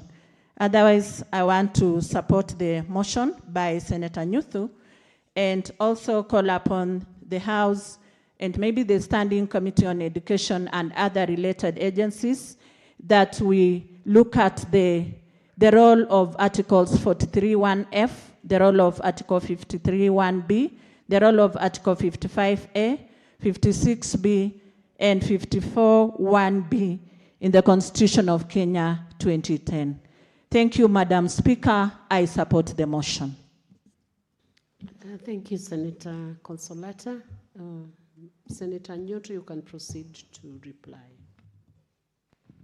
Thank you, Madam Speaker. Allow me to say that I am very pleased with the very rich contribution and support that this motion has received from members from both sides of the House, Madam Speaker. And I wish that we can have that unanimity in all the matters that we prosecute in this particular House, Madam Speaker, because most of them are of national importance, but because of partisan interests, sometimes you're not able to agree. So, Madam Speaker, allow me to say that the spirit in the support of this motion is something that I really want to appreciate. And, Madam Speaker, allow me also to say, to thank the members, all of them who have contributed to this particular motion. And, Madam Speaker, even some of the contributions that were made, actually, I had not even thought about them, because there are senators also who thought that we can think of funding even other institutions that have been left out, or other levels of education that have been left out in the new funding model of institutions of higher learning. And somebody, one of the members, Madam Speaker, mentioned the Kenya School of Law. Another member, Madam Speaker, brought in the issue of VTCs, although we know that VTCs are, of course, under county governments. But I think, Madam Speaker, it was an eye-opener as the House charged with the responsibility of protecting counties and oversighting the same.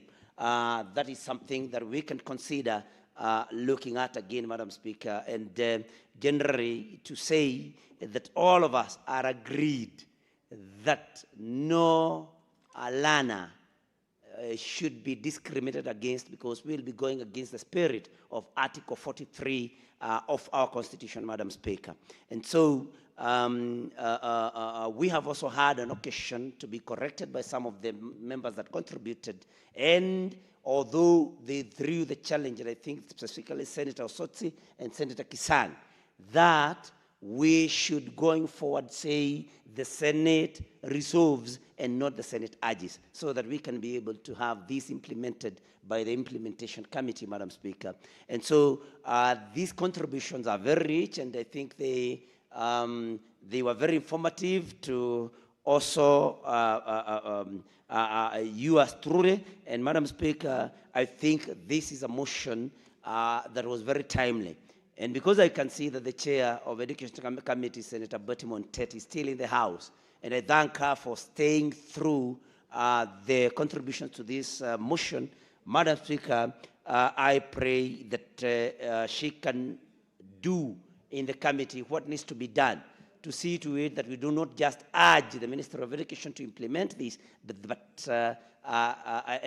see to it that it is actually done. Madam Speaker, I have the benefit, I've been served with a list of members who contributed. And if you allow me, and if time allows, allow me to mention them. These are Senators Wahome Mamatinga, Senator Edwin Sifuna, Senator Danson Mugatana, Senator Johnston Mwaruma, Senator Karen Nyamu, Senator Catherine Muma, Senator Bas Sheikh, Senator Godfrey Osotsi, Senator William Kisang, Senator Agnes Kavindu, Senator Boni Halwale, and Senator Consolata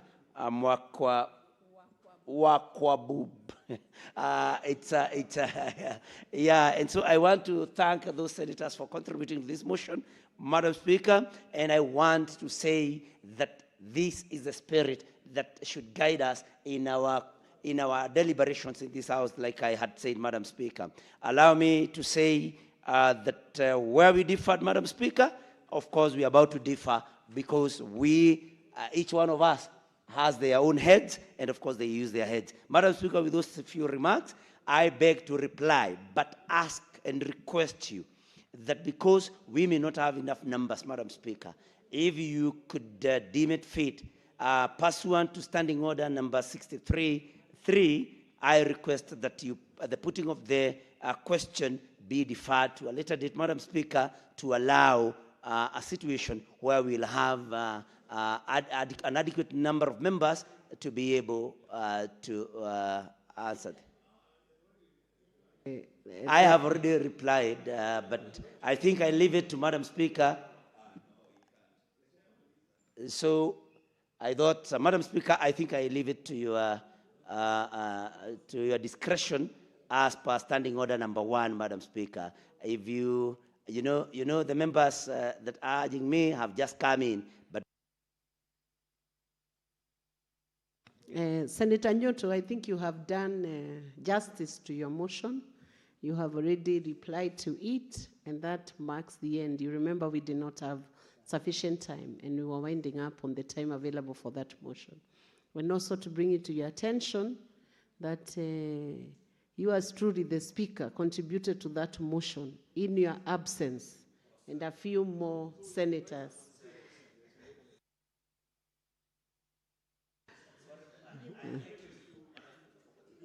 So that marks the end. The putting of the question is deferred.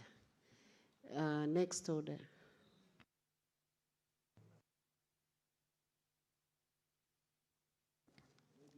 Order number 23, the County Government State Officers Removal from Office Procedure Bill, Senate Bills number 34 of 2024, second reading.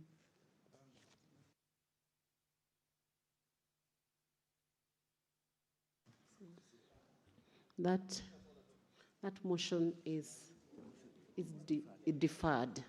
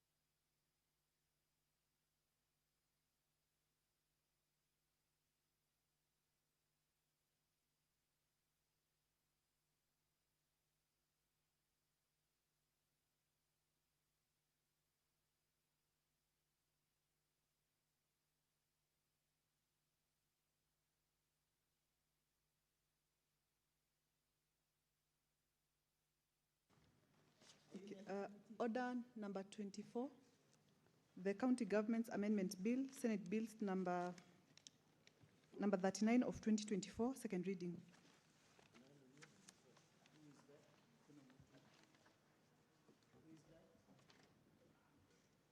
Senator George Bugwa is not present, so that order is deferred. Next order. Order number 25, the Street Naming and Property Addressing System Bill, Senate Bills number 43 of 2024, second reading. Senator Fatuma Dulo is not present. That order is deferred. Next. Order number 26, the County Government's Law Amendment Bill, Senate Bills number 52 of 2024, second reading. Senator Kadhuri Murungi is not in the House, so that order is deferred. Next. Order number 27, the County Government Laws Amendment Bill, Senate Bills number 14 of 2025. Senator Abdul Haji is not in the House. That order is deferred. Next. Order number 28, the National Construction Authority Amendment Bill, Senate Bills number 15 of 2025, second reading. Senator Eddie Okech, he's not in the House, so that order is deferred. Next. Order number 29, motion, reports of the Standing Committee on Health, on the county oversight and networking engagements in Kitui, Makueni, Machakos, and Kiambu counties. Chairperson, Health Committee, Senator Madago, is not in the house. That order is deferred. Next. Order number 30, motion, delinking junior secondary schools from primary schools. Senator Mwenda Gataya, not in the house. That order is deferred. That's the last order for the day. What's your point of procedure?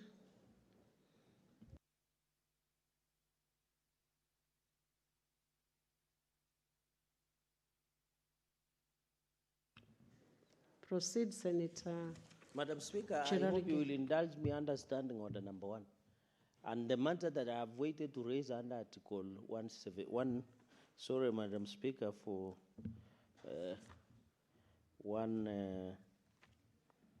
I want so that my colleagues, 118, but let me start with standing order number 1 on observations of. Madam Speaker, since I don't know whether you still sit in SBC, would it be in order for administrative purposes that your office would be kind enough to be putting note reminders to the people who have order on the order paper, colleague senators, so that they are aware? I have noted some colleagues have called me that they are now being aware that their matters are on order paper, and I know as SBC you have immense powers. I know, but it is just administratively to allow efficiency. Number 2, I raise under Article 118, and this is a constitutional matter, and I wish the distinguished Senator Okongo Mgeni and Senator Wambua would be patient. Under Article 118, the Parliament shall conduct its business in an open, and its sittings and those of its committee shall be open to public and facilitate public participation and involvement in the legislative and other business of Parliament and its committees.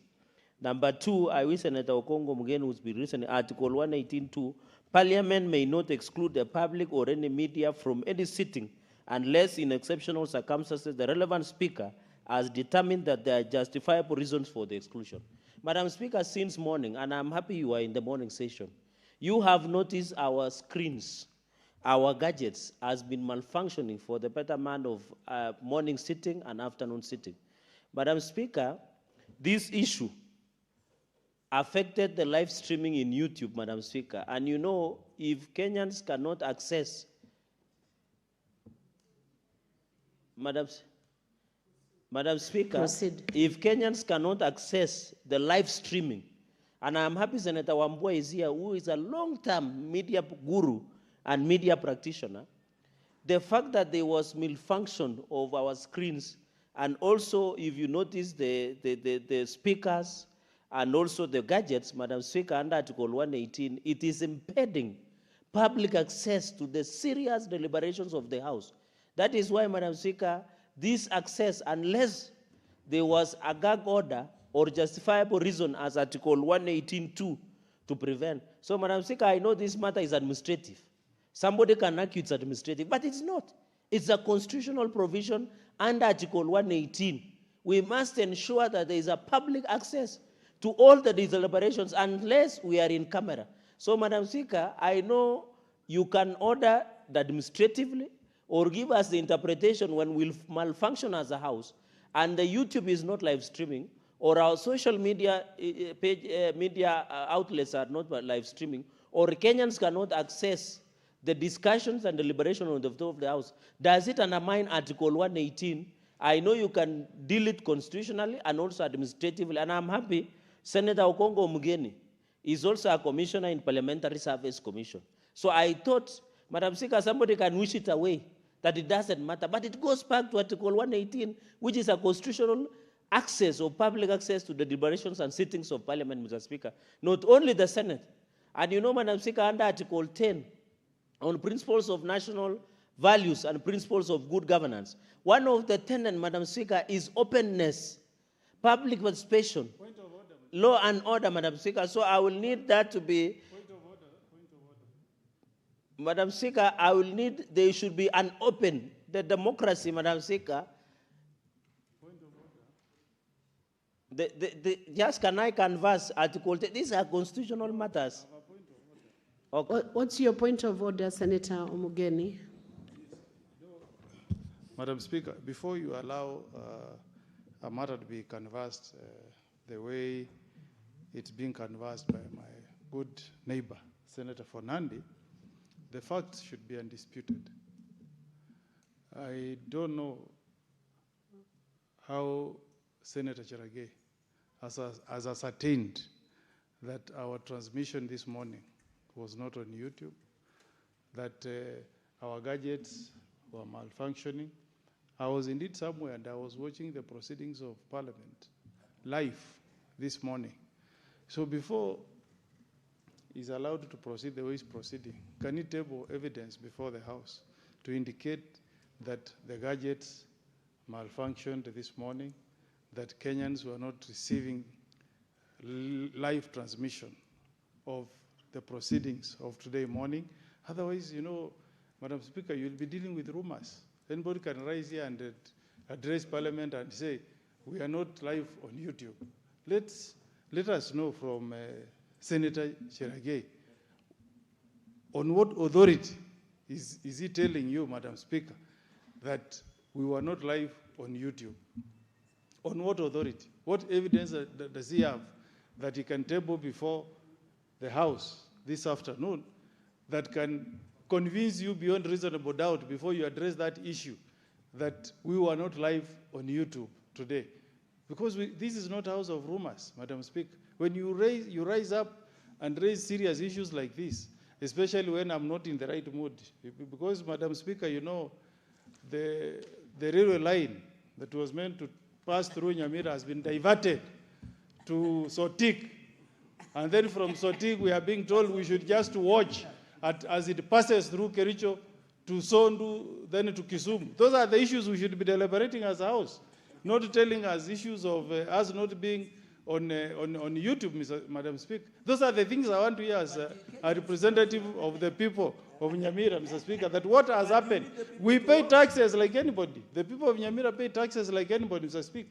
And if you want to develop a country, Madam Speaker, you connect counties. This railway should be called inter-county railway line, all the way to Malaba, Madam Speaker. There is no way you are going to develop the economy of this country if the railway passes through Narok, passes through the county of Bomet, Kericho, then you skip Kisii, you skip Nyamira.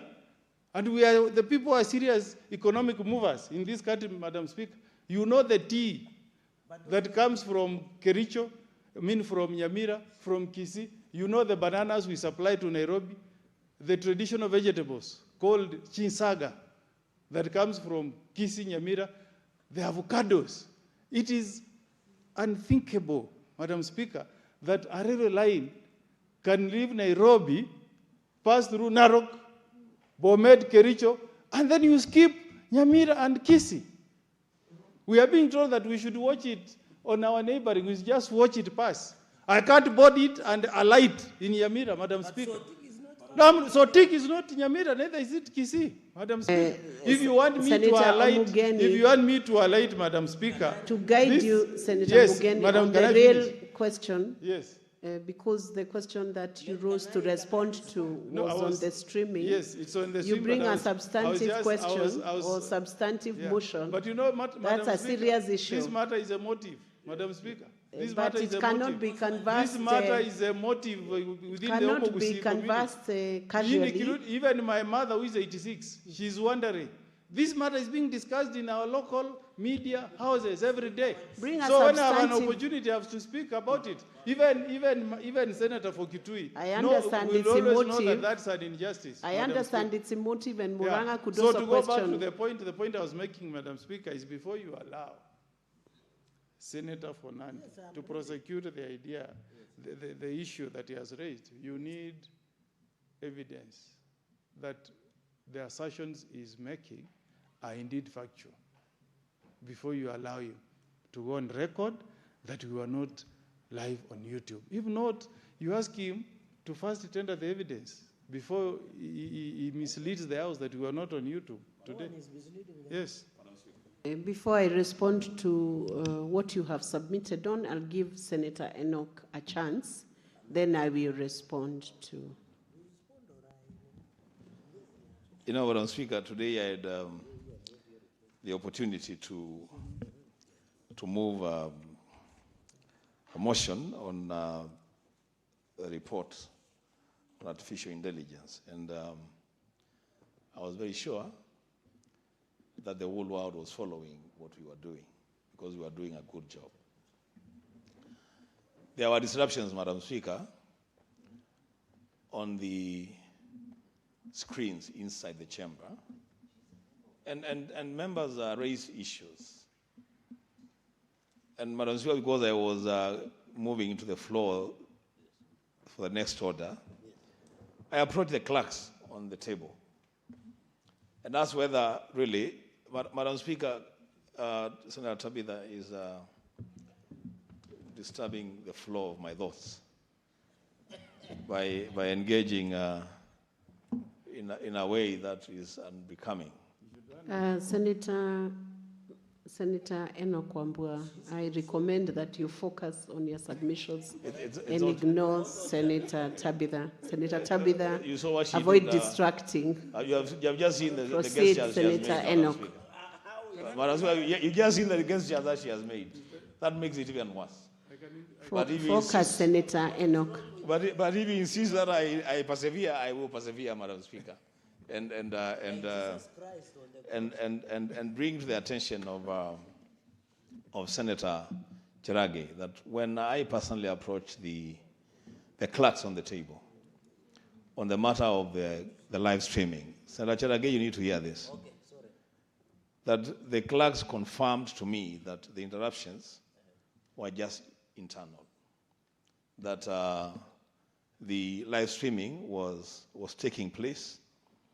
And unless then Senator Cherage has additional evidence, then, or maybe he was not in the chamber, I don't know. The people of Nandi elected Senator Cherage to follow proceedings from the floor, not on YouTube, Madam Speaker.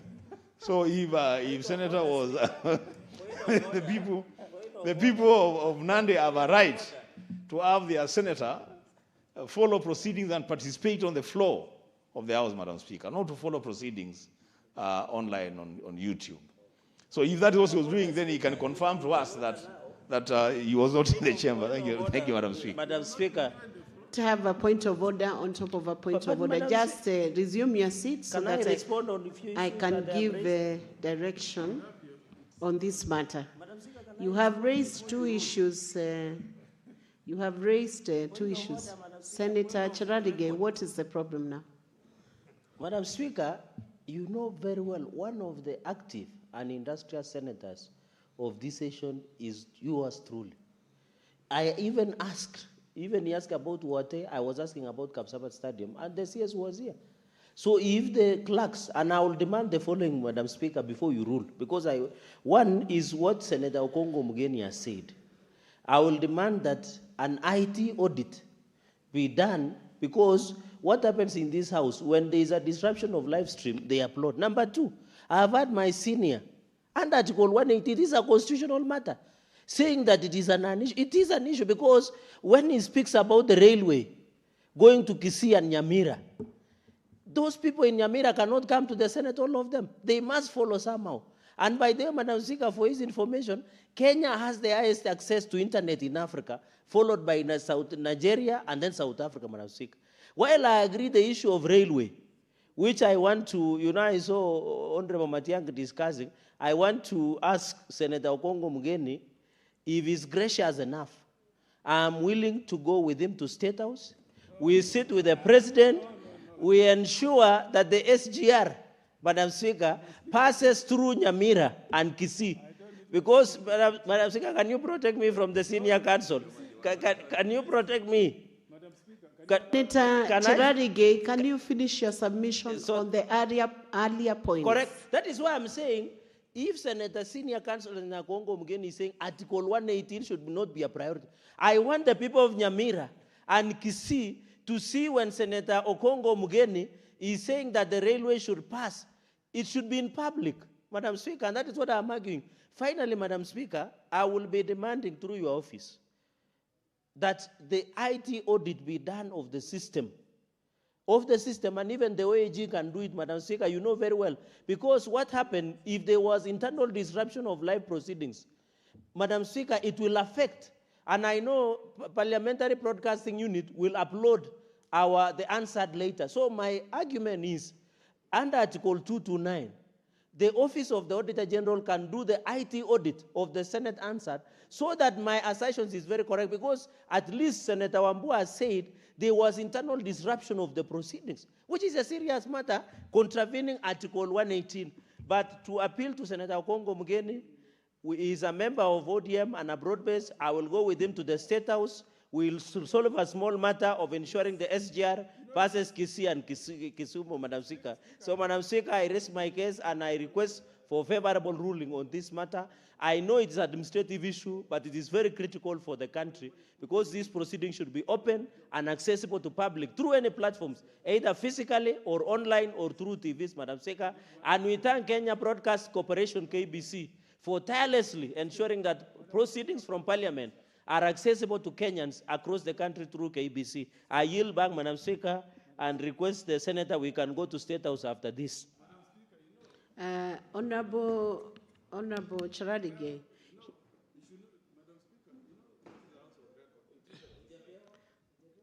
Give Senator Onyonka 1 second, 30 seconds.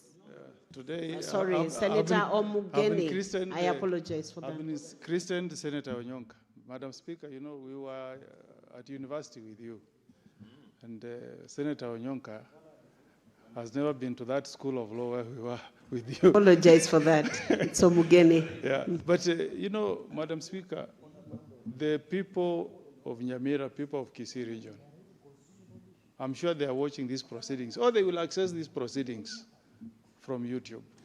It's not proper for Senator Cherargei to mislead the people of Nyamira, the people of Kisii, that the only way the railway line will traverse through Nyamira or Kisii is only if I go to State House and kneel before the President. Mr. Speaker, Madam Speaker, that is not right. We deserve, Madam Speaker, access to the usage of the railway line the way my brothers in Bomet, in Kericho, in Narok deserve it. Mr. Speaker, when the President raised the Bible, when he was being sworn in, there's no Mr. Speaker here. Sorry, Madam Speaker. The President swore, Madam Speaker, he raised the Bible with his right hand and said he will serve all Kenyans. Madam Speaker, when KRA levies taxes, it does not exclude people of Nyamira or people of Kisii. We all pay taxes equally. So, Madam Speaker, the issue of the railway, we just want fairness. We want that development to extend to all counties, Madam Speaker. All the 47 counties deserve equal access to the railway line as long as it is traversing in that region. So that should be very clear, Madam Speaker. And I want to tell Cherargei, we don't need to go to Senator Cherargei. I don't need to go to State House, and I will not go to State House to beg on behalf of my people what they rightly deserve. I will not, Madam Speaker. Thank you, Senator Omugeni. Point is made. And yes, access is free to everyone without having to go to State House. But obviously, the State House also houses the President of the Republic of Kenya, and it's accessible to every Kenyan, including Senator Omugeni. But coming to the points that are raised, now, Senator Cherargei, maintain peace for now. I give direction on the two issues that you raised, that whether senators should, an administrative action that communicates to senators on what is on the order paper. I want to confirm that the order paper is always circulated 12 hours before any session, and it's the responsibility of the senators who have brought business to the floor of this House to ensure they are available during the session to execute their business without having to be reminded, because they have the mandate both from the electorate or from positions from where they have been sent to Senate to do, they have that responsibility and they do not need to be coerced or pushed. They can actually take responsibility and prosecute their business. So on that issue, the order paper once circulated is good enough for the senators to read and come back to the sessions and make sure they are available during when the session is running. On the other question of whether we had transmission throughout and whether live transmission was happening, I want to confirm from the Secretariat that I am alerted. If you go to your phone even right now, there is a live stream running, and KBC is also running these proceedings throughout, meaning nobody has been disentitled from being able to access the Senate live proceedings. And so Article 118 of the Constitution of Kenya 2010 has not been breached. There may have been interruptions, like Senator Enoch Wambua has said, when screens went blank for very few seconds on different occasions, but that did not affect the YouTube streaming. It did not affect the YouTube streaming and did not affect live streaming. So the article was not breached. But finally, I want to request the PBU, Parliamentary Broadcasting Unit, there should not be any excuse for not transmissioning throughout seamlessly and without interruption, both in Senate and outside, for the public to access what is happening in Senate. That then gives direction, so there is no need for audit unless you present evidence to the effect that live streaming did not happen and that Kenyans were not able to watch the proceedings in Senate. If upon presentation of that evidence from Senator Cheralige, that's the only time then an audit can be ordered, but not before. Senator Enoch, what do you want to clarify? Because I have rested the issue. Madam Speaker, the issue is properly rested. Perhaps then the Commissioner, because you're seated with us here, Madam Speaker, the only thing that he can do for the benefit of all of us, because these are not decorations, Madam Speaker. There's a reason why these screens have been mounted. Perhaps then the Commissioner may take responsibility and report to the House, Madam Speaker, the contractual agreement between ourselves and the service provider, especially on the issue of uptime. At the uptime for these screens, what is the agreed percentage? So, Madam Speaker, we don't have a situation like we had in the morning, where we have the Cabinet Secretary, they are responding to questions, and there are people who are monitoring the screens, and some of them turn yellow. Others, I don't know why yellow, specifically yellow, they were turning yellow, Madam Speaker. Others were turning some other funny colors. So let us know what the uptime is, because there must be something in the agreement that these screens must be, operational for the consumption of the audiences up to a certain percentage of the time, Madam Speaker. I thank you. Senator Enoch, this is a new system.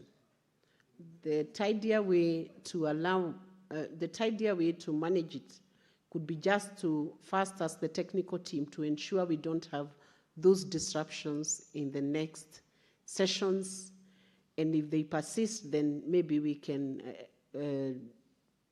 dive into deeper issues of the contract that is there. So technical team, please up your game so we don't have any downtime during the proceedings. I think we have exhausted that issue. We allow it to rest. Only Senator Eddie Okech. You had an intervention? Madam Speaker, mine could be an expert opinion, if it is important, Madam Speaker. And again, it is very tough and very difficult to rise on a matter that perhaps you pronounce yourself on. Madam Speaker.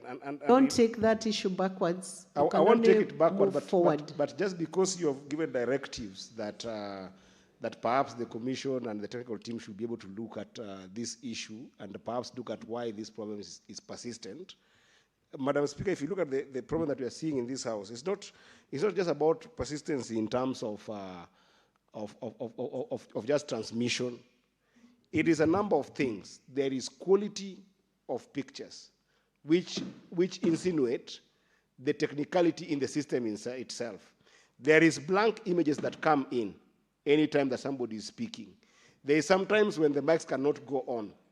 And even at my back, one is blank, another one is not blank. So what is happening here, Madam Speaker?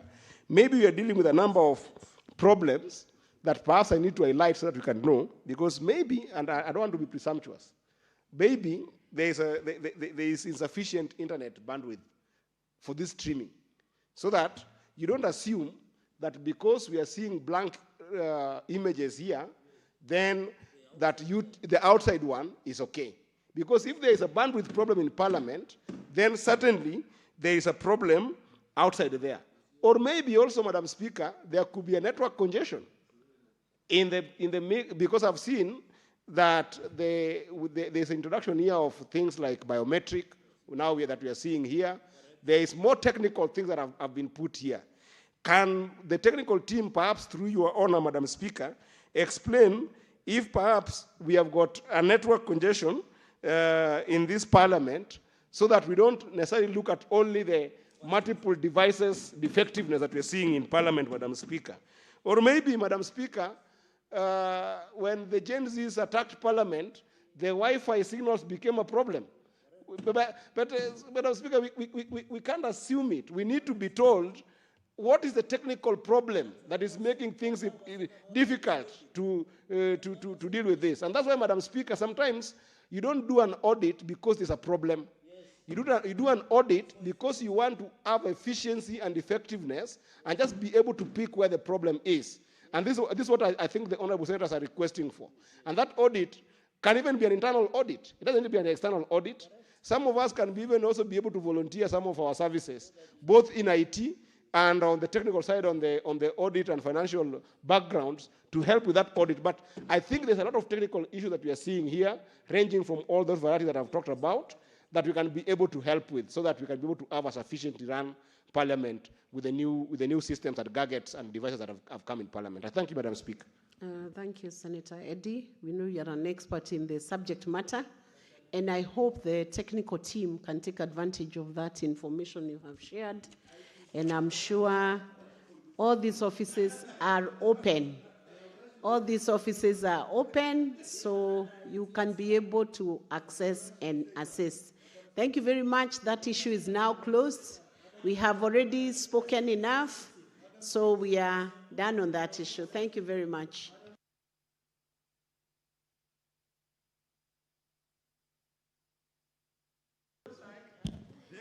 Honorable Senators, there being no other business on the order paper, the Senate stands adjourned until tomorrow, Thursday, 26 March 2026 at 2:30 p.m.